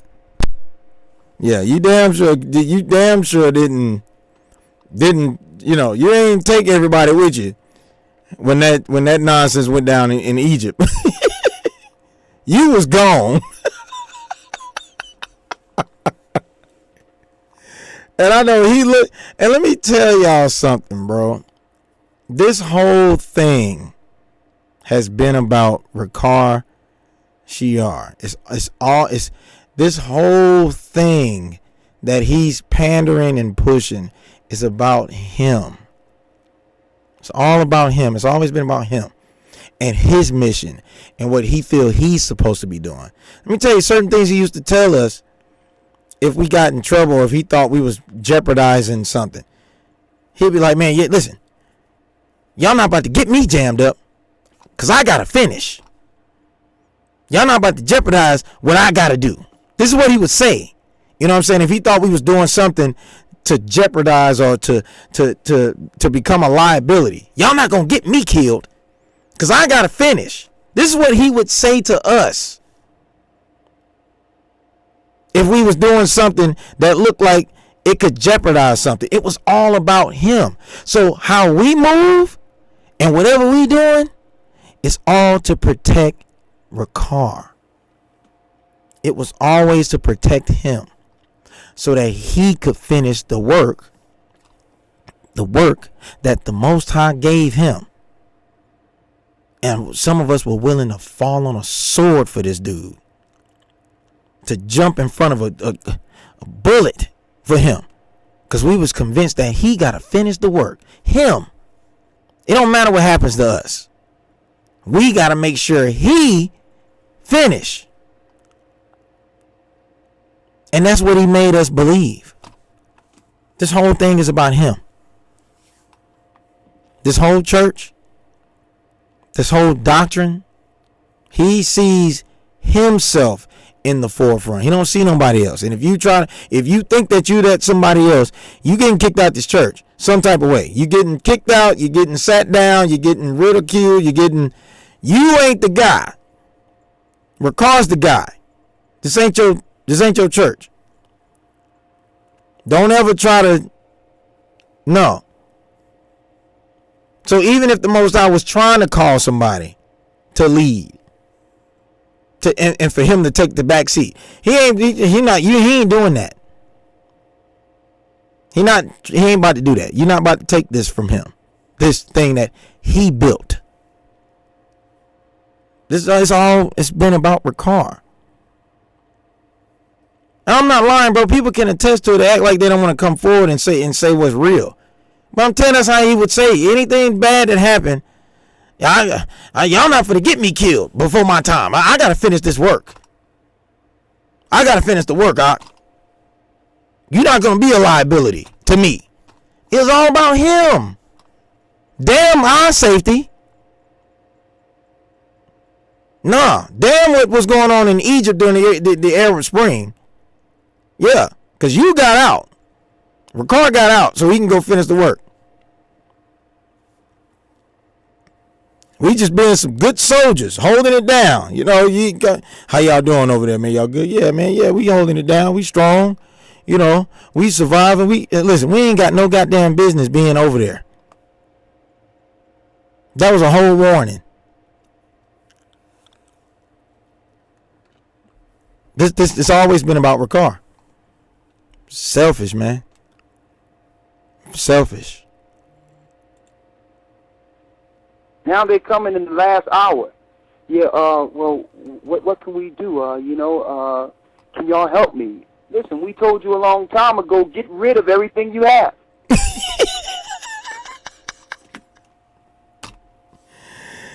And here we are, back in the States. A lot of us went into debt. You know, we took loans and just went deeper and deeper into some debt and left the country. All that to come. Listen, some of us had warrants. You know what I'm saying? Like me, I had a warrant. It wasn't for nothing like super, like it was some traffic ticket stuff.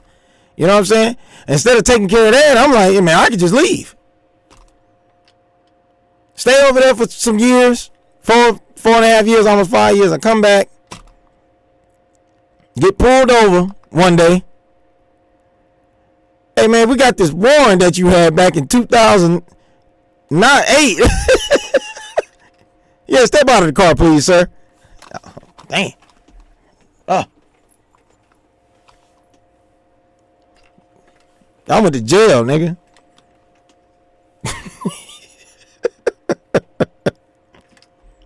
People came back in debt, had to get their life back together. Right? He come over here and he come all the way up. He buying land and property and all of this stuff. You know what I'm saying? Like, we did, you know, we took the real L's. The people who followed him. He came back with an abundance. When he started that Hebrew Academy and all of that. Yeah, bro. Had me over there living like a straight poor man. I'm doing all this great, all this amazing music. Ain't giving me a dime for this stuff. Ain't giving me a dime for this stuff. I'm just devoted, you know. We just over here devoted to him, so he can do this work. Whatever we got to do, whatever sacrifice we got to make, so he can do this work. That's what we believe. The Most High didn't call him. And it's hard for y'all to believe that. He don't even believe that himself. He keep calling himself a prophet and an apostle and all of this stuff. The Most High didn't call him, bro. He didn't. Not to teach this nonsense that he's teaching. There's no way. If for some reason he was called, he totally went off the rails. Teaching nonsense. Maybe he was called, but he wasn't doing what the Most High, you know, was telling him to do. This fleet thing, getting out the country, that's his own thing. This was all him. This was all him. We over here in the middle of a damn war. Get rid of it. It's over. You cannot tell me that our people are not the children of Israel. You can't tell me. Complaining the whole time coming out of Egypt. Even through the Red Sea, complaining. Got into safe territory. The Most High had water come through the rocks. Got into safe territory. The Most High had it rain manna. And we still crying and complaining and dealing with ourselves. Not even perceiving that you're better off than with Pharaoh. Pharaoh would have killed us if we would have stayed. Yeah, see, the whole comparing it to the Exodus. You know what I'm saying? Like, this was there was that's for some reason. Oh man, for some reason there's supposed to be some second Exodus, and the scriptures don't really support that. You don't really support it. Christ is just supposed to return. It ain't no second Exodus. There was only one. It was only that one in Egypt. So, and that was another thing that he, had us convinced of, that he was pretty much the Moses, and this was the second Exodus that we were doing, right? Even though we all came back, because Moses didn't come back to Egypt. He didn't go back to Egypt after he left. Like, nigga, you came back, right? Oh, I feel so stupid. Damn it. I let this nigga get me. How? Just thought I was so smart. I really thought I was. Thought I was, man. Use a dummy. Hey, man, this nigga got us good. I ain't gonna lie. God, what? 15 years? I gotta applaud this nigga. What a scam.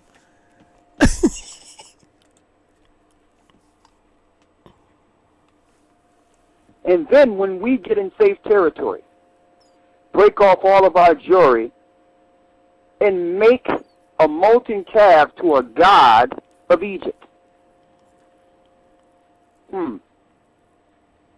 Boy. Because this would be the same people we've been talking to for over 3-4 years. Excuse me. The Most High is saying, his name is I Am. Call on him. Get ready. His name is Ahaya, Bahashem Yeshaya. Follow him. He's telling us to leave America like he told us to leave Egypt. Oh, my God, bro.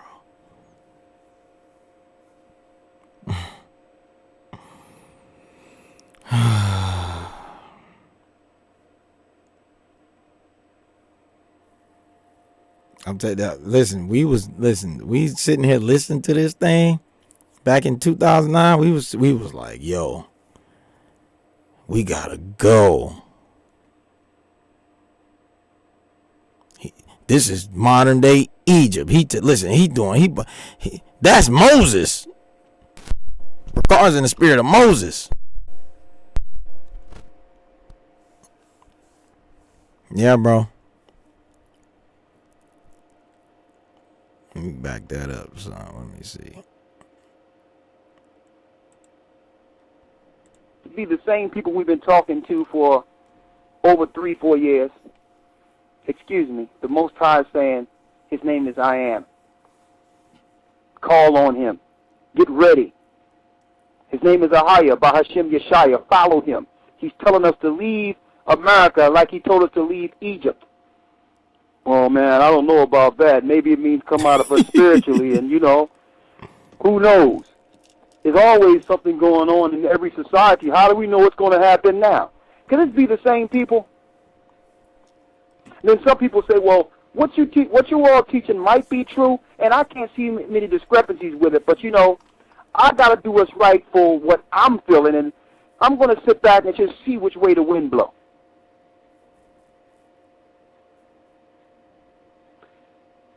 This sort of thinking only work with Americans. Man. And I hate to say it. We've been dumbed down to the point where we don't have a clue what reality is.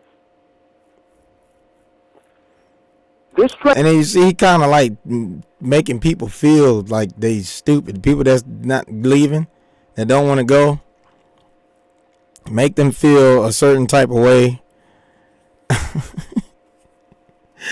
And we the stupid ones. Kind of thinking will not work in the wilderness. Will not work outside of America. it will not work. Things will not go the way you think it should go, because the rest of the earth are taught different, are taught to process things different, are taught to interact different. It's not, this American mindset will not work outside of here, because you're going to go someplace else and think it's all about you. You're not going to survive. This is a nation movement.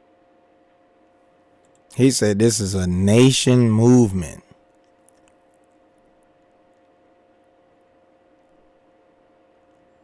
Like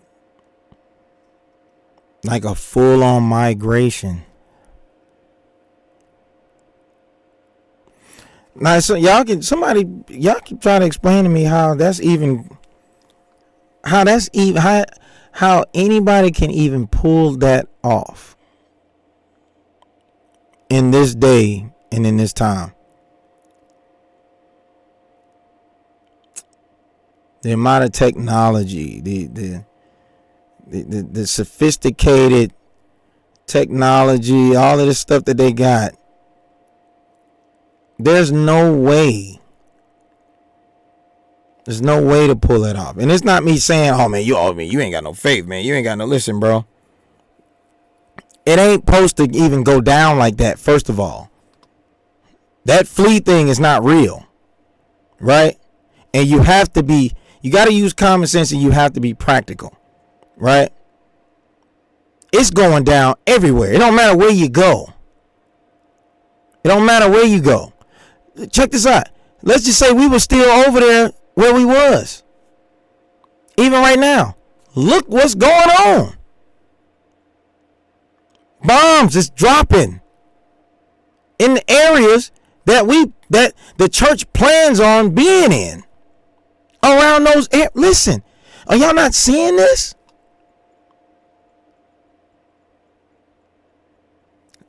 We were never supposed to do that. That wasn't the Most High. That ain't what the scriptures was telling us. We was never supposed to do that. And he gave us many warnings. Many warnings. The Arab Spring. What the hell y'all doing over here? I'm about to shake this place up. Y'all ain't supposed to be over here.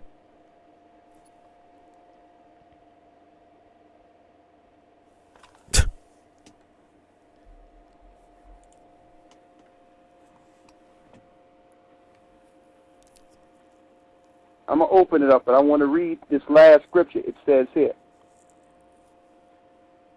in those days and in that time. Oh. I'm in the 4th verse, 15:4. The children of Israel shall come, they and the children of Judah together, going and weeping. They shall go and seek the Lord their God.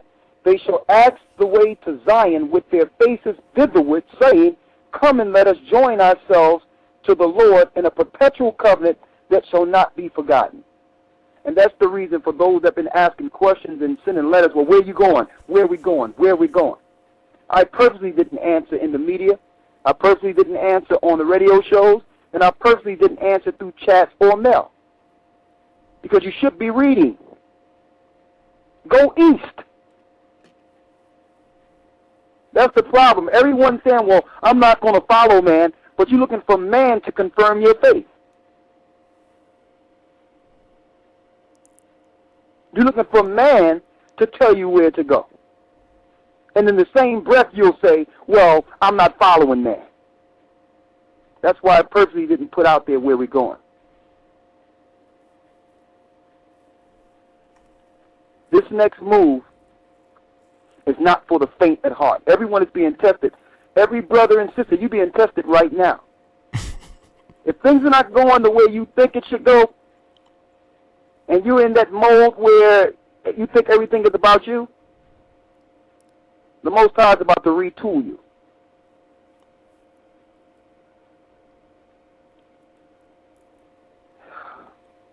He talking about some, you ain't reading, go east. He like really telling me, like, don't follow me. Read the scriptures. Go east. I ain't telling you where I'm going. Oh my goodness, bro. A change is about to come, brothers and sisters. Us leaving Babylon is just the beginning. We have 45 minutes. There's some more scriptures I want to read, but I'm going to open it up. We have someone from the 316 area code. This is Rawchaa from the Gathering of Christ. How are you doing this evening?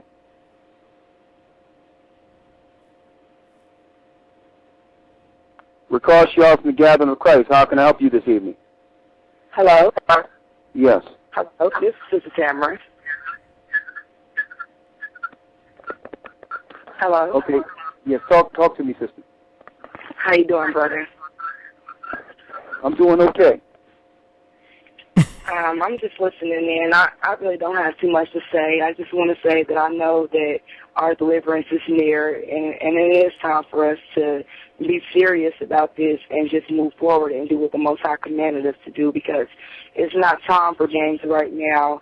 And a lot of brothers and sisters that's around me, you know, they think it's still time to play, but I know it's time for us to put our stuff together and do what we have to do to get up out of here. You know, and I want to say, you know, just put something out there that I have gave up everything that, you know, I own and everything like that, and I am bringing it into this church. You know, I just made a big move from, you know, Kansas to Missouri, you know, and sold all my possessions to be able to give them to the church.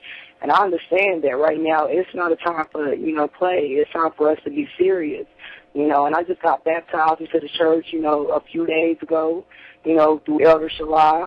And I know that it's time for us to take this thing to a whole nother level and be serious about it and not look back, you know. And she sold everything, bro. And I'm trying to think. She sound familiar. She do sound familiar. I don't remember and all of that. But she sold everything, bro. This is 2009. This is 2009. She sold everything. Guess what year we in? 15 years later. I wonder what that sister thinking now. I wonder what she's thinking now. Seeing, you know, Rawchaa back. All those people that went, they back. Rawchaa got this big, huge following now. Got this big old church. All right? He's staying in a $1 million home. You know what I mean? Like, he's buying land, he's buying stuff, like, you know, getting property all over the place. Still ain't built no church for none of one of these congregations. Yeah, you know, I just wonder what that sister's thinking now after she done sold everything listening to this dude. I know what I'm thinking now. You have to remember Lot's wife and just move forward on this movement and not play games with this no more, because the Most High is not playing with us. This thing is real, you know. And today I was just looking on the news. I just wanted to bring out about Iran testing on their nuclear missiles and everything like that. And this thing is getting so serious. It's time for us to just make action and stop talking, you know. And that's just the only thing that I want to say. And I want to put out there for this evening that it's time to stop talking. It's just a total mislead with this Iran stuff, bro. It's a total misread, misled.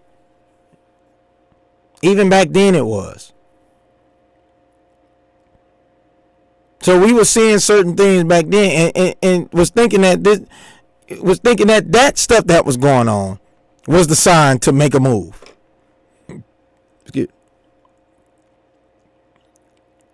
So now, this little thing that's going on, which Christ already told us, there'll be wars and rumors of wars. This is what he said. He didn't tell us to panic. He didn't tell us to sell everything we own and flee the country. He didn't tell us. That's not what he told. He didn't tell us to do that. Why are we not following Christ? Why y'all following Rawchaa? Rawchaa, bro, you gotta chill, bro. For real. You gotta stop this. You got to stop this. You can say whatever you want about me. I don't even care, bro. I don't even care. All the extra stuff you want to keep calling me a liar. But you know I ain't lying about this. I'm not lying about nothing, period. But you for damn sure. No. You is out of pocket for this. You got to stop this, bro. I'm not calling you elder. Because that's not what you are. Not to me, at least. You gotta stop this. Because you are wrong.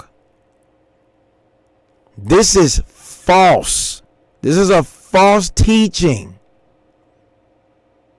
It doesn't matter where you go. It don't matter. It's gonna be bad everywhere. It doesn't matter. So you gotta stop this nonsense.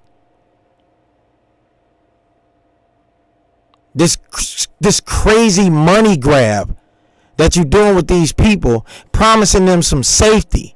This damn priority list and all this nonsense.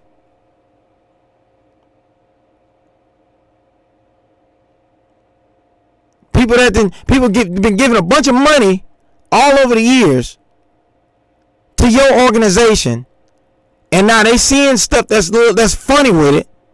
They decide to leave, but you ain't finna give them all that money that they gave. You ain't giving that back. All them ties and you ain't finna give that back to them. You're not about to go look in the records and see how much they gave and give them their money back. Cause now you just like, oh well, they didn't gave themselves over to Satan. They left the church, so you gonna keep their money.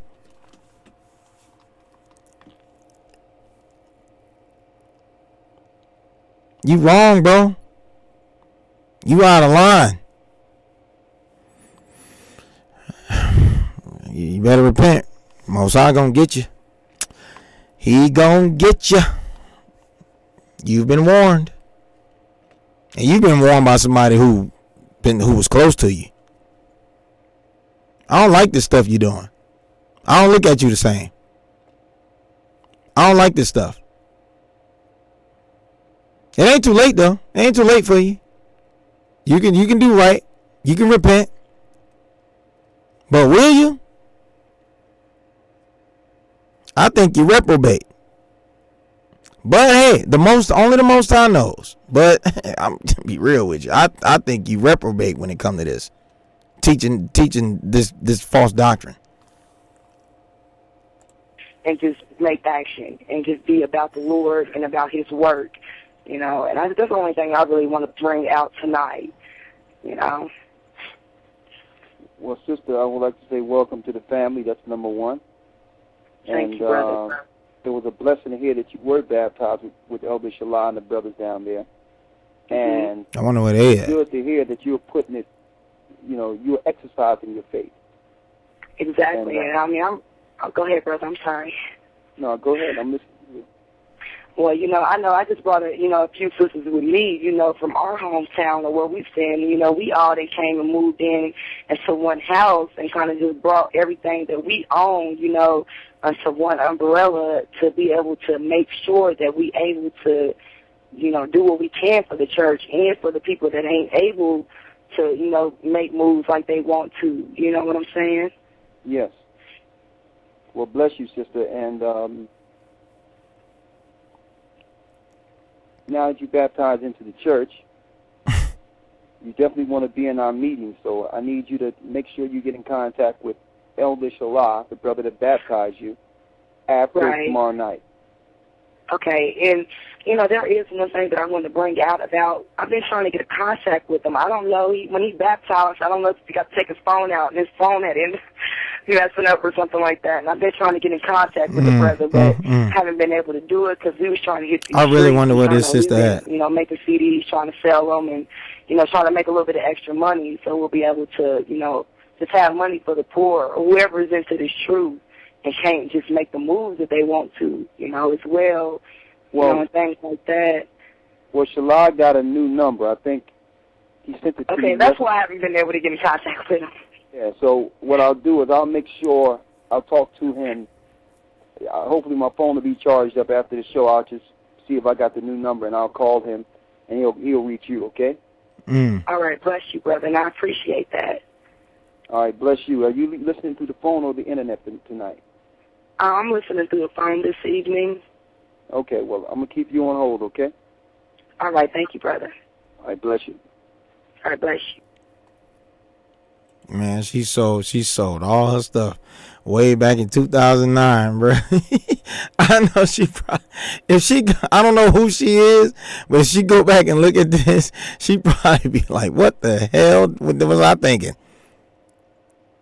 It's 2026. I sold everything. Man. Listen, Ricard, you can say whatever you want to say about me, bro. You the damn scammer. You the scammer. You the false prophet. I ain't sitting before people with just pulling out a bunch of scriptures and teaching some false nonsense and making stuff up, making scriptures fit this narrative that I have so that people can follow me somewhere. You doing that. You the nigga. I ain't doing that. You can say whatever you want about me, but when it all comes down, you the nigga, not me. So say whatever you want to say about me and all this dumb stuff that you doing. Listen, everybody not listening to that dumb stuff that you on. Y'all don't believe that brother. That brother got a spirit. That brother got a demon on him. You got a demon on you. You definitely got the demon of mammon, the love of mammon. You got that all day on you. That's why you can get over on people like you did. That's how you got over on me.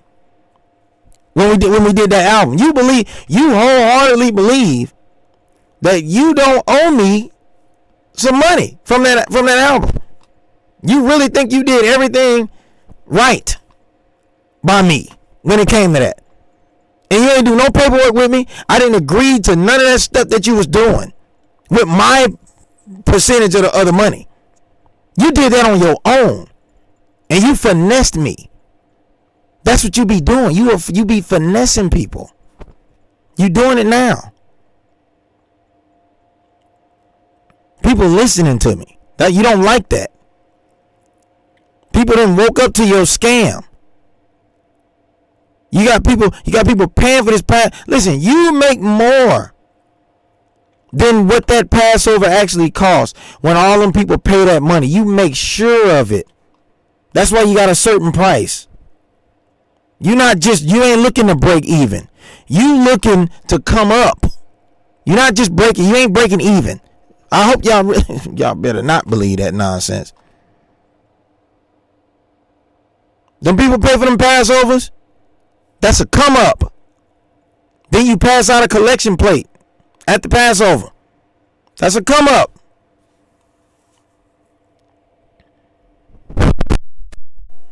Yeah, you the wolf. I ain't wolfing nobody. I ain't wolfing nobody. Oh man, this thing tripping. Check. Yeah, I ain't wolfing nobody. I ain't got. You don't see no GoFundMe on my page. You don't see no Cash App logo on my page.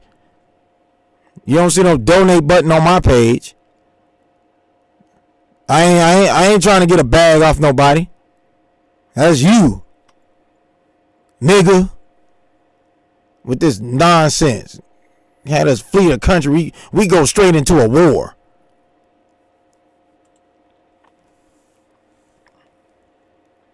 Yes, brothers and sisters, it's over. Game over. It's over. That's 2009. Game was over then. The game was over in 2009. But it's 2026. How many times is the game gonna be over, Ricard? How many times y'all think the game gonna be over? Y'all better not be stupid like we was.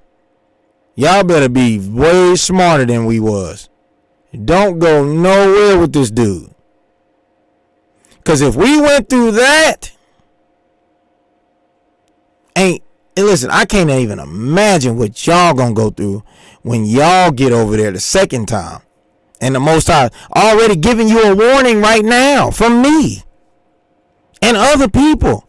He's already giving you a warning right now. Do not go. Don't do that. That is not what he intended for people to do. That's not in the scriptures. Now, if you're going, you're just going on your own accord. But don't be blaspheming the Holy Spirit, saying that the God is telling you to go do this. Because that's what Rawchaa is doing. Yeah. Don't look. Oh, man.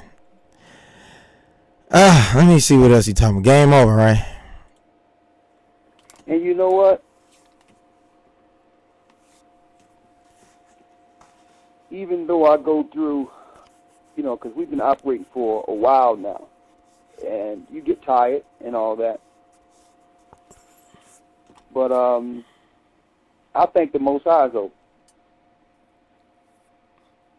I mean, to live in the time that all the prophets and the teachers before our time wish that they were in. To be able to behold the day of the coming of our Lord, to be in that time, I mean, it's priceless. To actually see a judgment on a place that we've been complaining about since we've been born in this country. And I don't even understand how some of the people out there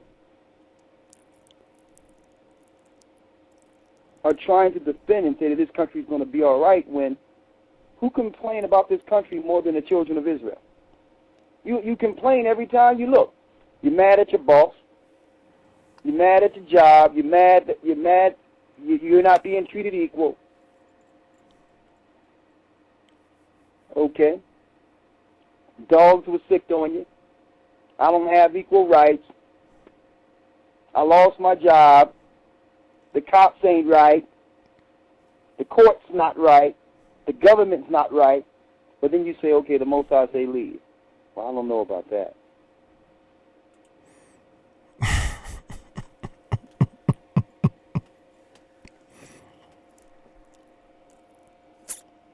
Rawchaa almost got us killed out there.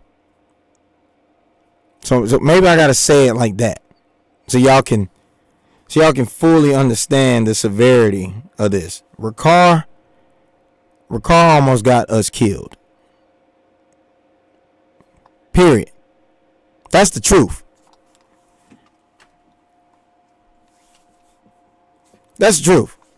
He almost got us killed. He was gone. He was in Europe. We was in Egypt. A whole war broke out. There was a family who was in a building that they start burning down. They had to get out of the building. A family that was a part of the church. They was over there in Cairo. Rawchaa almost got us killed, and could have. And while we was over there dealing with that, he was chilling. It's the truth. He was somewhere chilling. When he flew me out of Egypt, I went to the place he was chilling in. Way better than being in Egypt. It was way better. So I know why they never went back. I know why he never went back to Egypt. I totally get it. Why would anybody want to go back to a place like that? And he never went back. He never went back to visit.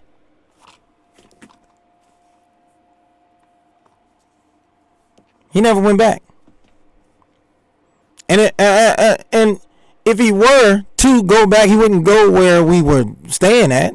He would go to like the nicer area, like Luxor or Red Sea, the nicer places.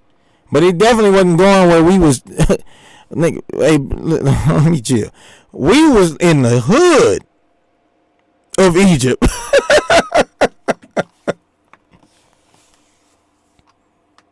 When that thing went down over there, it went down where we was. Man, Rawchaa almost got us killed, bro. It ain't no telling what type of danger he gonna put the next batch of people in.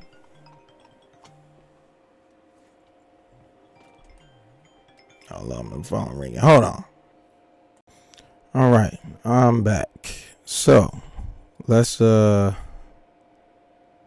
know y'all see this thing I got up. This agreement from the church. So all right, so what we're looking at here,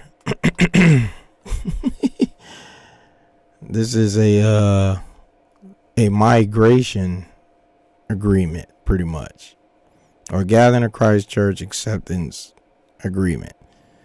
Say this migration agreement is between the Gathering of Christ Church, GOCC, and whoever the applicant is, right? This is interesting, that they got some paperwork. But, once you understand, this is a multi-million-dollar corporation and they can't be liable for certain things. So, yeah, they got to pull that paperwork out.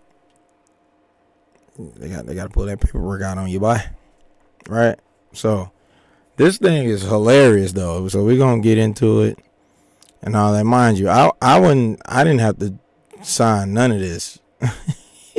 I had perks. I could have left the car. I could have went anywhere where a church was overseas. I would have been fine because I had perks and all of that while I was there, because I had already been overseas and I was, close to the elder of the church. So, but, all right. Now, mind you, I'm still telling you, don't go. Don't do this, because this ain't prophecy. This ain't what the Most High is saying do. Now, if you want to go somewhere, that's on your own accord, but don't listen. Leave the Most High out of this. Leave the Most High, Christ and the Holy Spirit, out of this thing, because this ain't got nothing to do with them. Right? And now there's an agreement. Hey, we didn't sign none of this stuff when we first left, but now they got this thing where they're saying we got to be more organized this time. Got to be more organized, right? So, hold on real quick. Fix this camera real quick. Okay. Yeah. I had to fix it. Uh-oh. There goes sound tweaking again. It's good? Okay. I had to fix that. All right. So, all right, let's get to this migration thing. It says, now, therefore, in consideration of the mutual agreement herein contained, the parties agree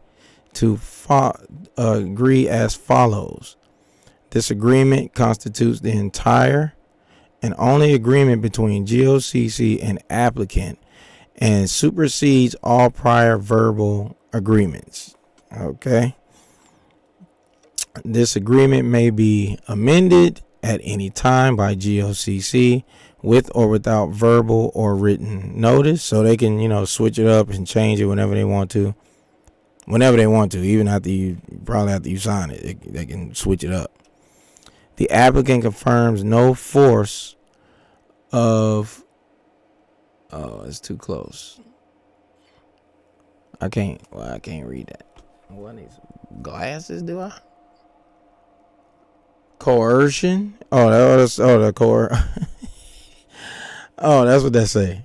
The applicant confirms no force or coercion was used by the GOCC or any of its members to force the applicant's migration. So they're not liable for you making this decision, even though they talked you into it, and convinced you. They're not going to be liable for that, right? You made your own decision as a grown person. There's no manipulation here. There's no coercion. There's no, that's what that is. So they're not responsible for it, right? So if he would have made us sign this back then, when we went over there and then we wound up in a damn war, and then we get killed over there, they wouldn't have been liable for what happened to us. Right. So what's this point number 4? The applicant agrees that the GOCC shall serve solely as an advisor in the assistance of migration outside the United States. The GOCC may assist with arrangements when possible, but it is the applicant's sole responsibility to provide all costs for air, ground, transportation, food, housing, and medical care throughout the duration of the migration. This just all sounds bad altogether. It just sounds bad. You know what I'm saying? This is bad. The applicant also agrees to show proof of finances needed for the migration, including emergency funds upon request. So, the funny thing about this, to me, right? Sole responsibility. So you got to pay for everything. Even though you didn't pay tithes and, you didn't put a lot of money into it. The church got all your money, but they can't take care of you. And Ricard got millions upon millions of dollars, but the church not about to take care of you. Applicant's sole responsibility to provide all costs for air, ground. This is for your This is for you to fly there. This for you to be able to move around over there. This for your food. This for your housing. This for your medical. Yeah, the church ain't paying for none of that. Okay, you understand? Church is not paying for that. All right. What's this? Point A. We encourage all to have a savings of at least $5,000 per adult. See, and then this I know this is real, because this is what they started telling people, who was thinking about migrating. You at least got to have $5,000 and all that. So I know this is real.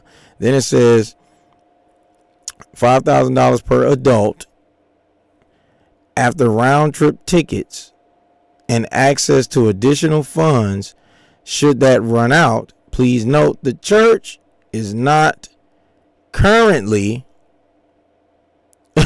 in a position to offer financial assistance, but listen, the church got millions. Ricard, he got millions, the millions, with the Trump folks, millions, folks. He got millions, okay, but they can't support you, right? Then it says a minimum of $600 to $800 set aside for future medical care. A minimum of $600 set aside for return airfare. So, right. So you're migrating to flee the country, to be gone forever, pretty much, because America's gonna be destroyed. But they got this thing in here where they say you got to at least have a minimum of $600 set aside for return airfare. So when stuff start getting tight and you running out of money, you need some money. You done sold all your stuff, right? All your stuff is gone. You done liquidated, like what he said on the video, even though he said that in 2009. But you done did all this stuff, right? You running low on money. Right, and the church can't take care of you. So now they about to tell you, listen, brother, you got to go back, or sister, you got to go back. So you got to have $600 set aside for return airfare for you to go back. You gave up everything though. You going back to nothing. And guess what? The church can't take care of you, even though they got you to fly out here.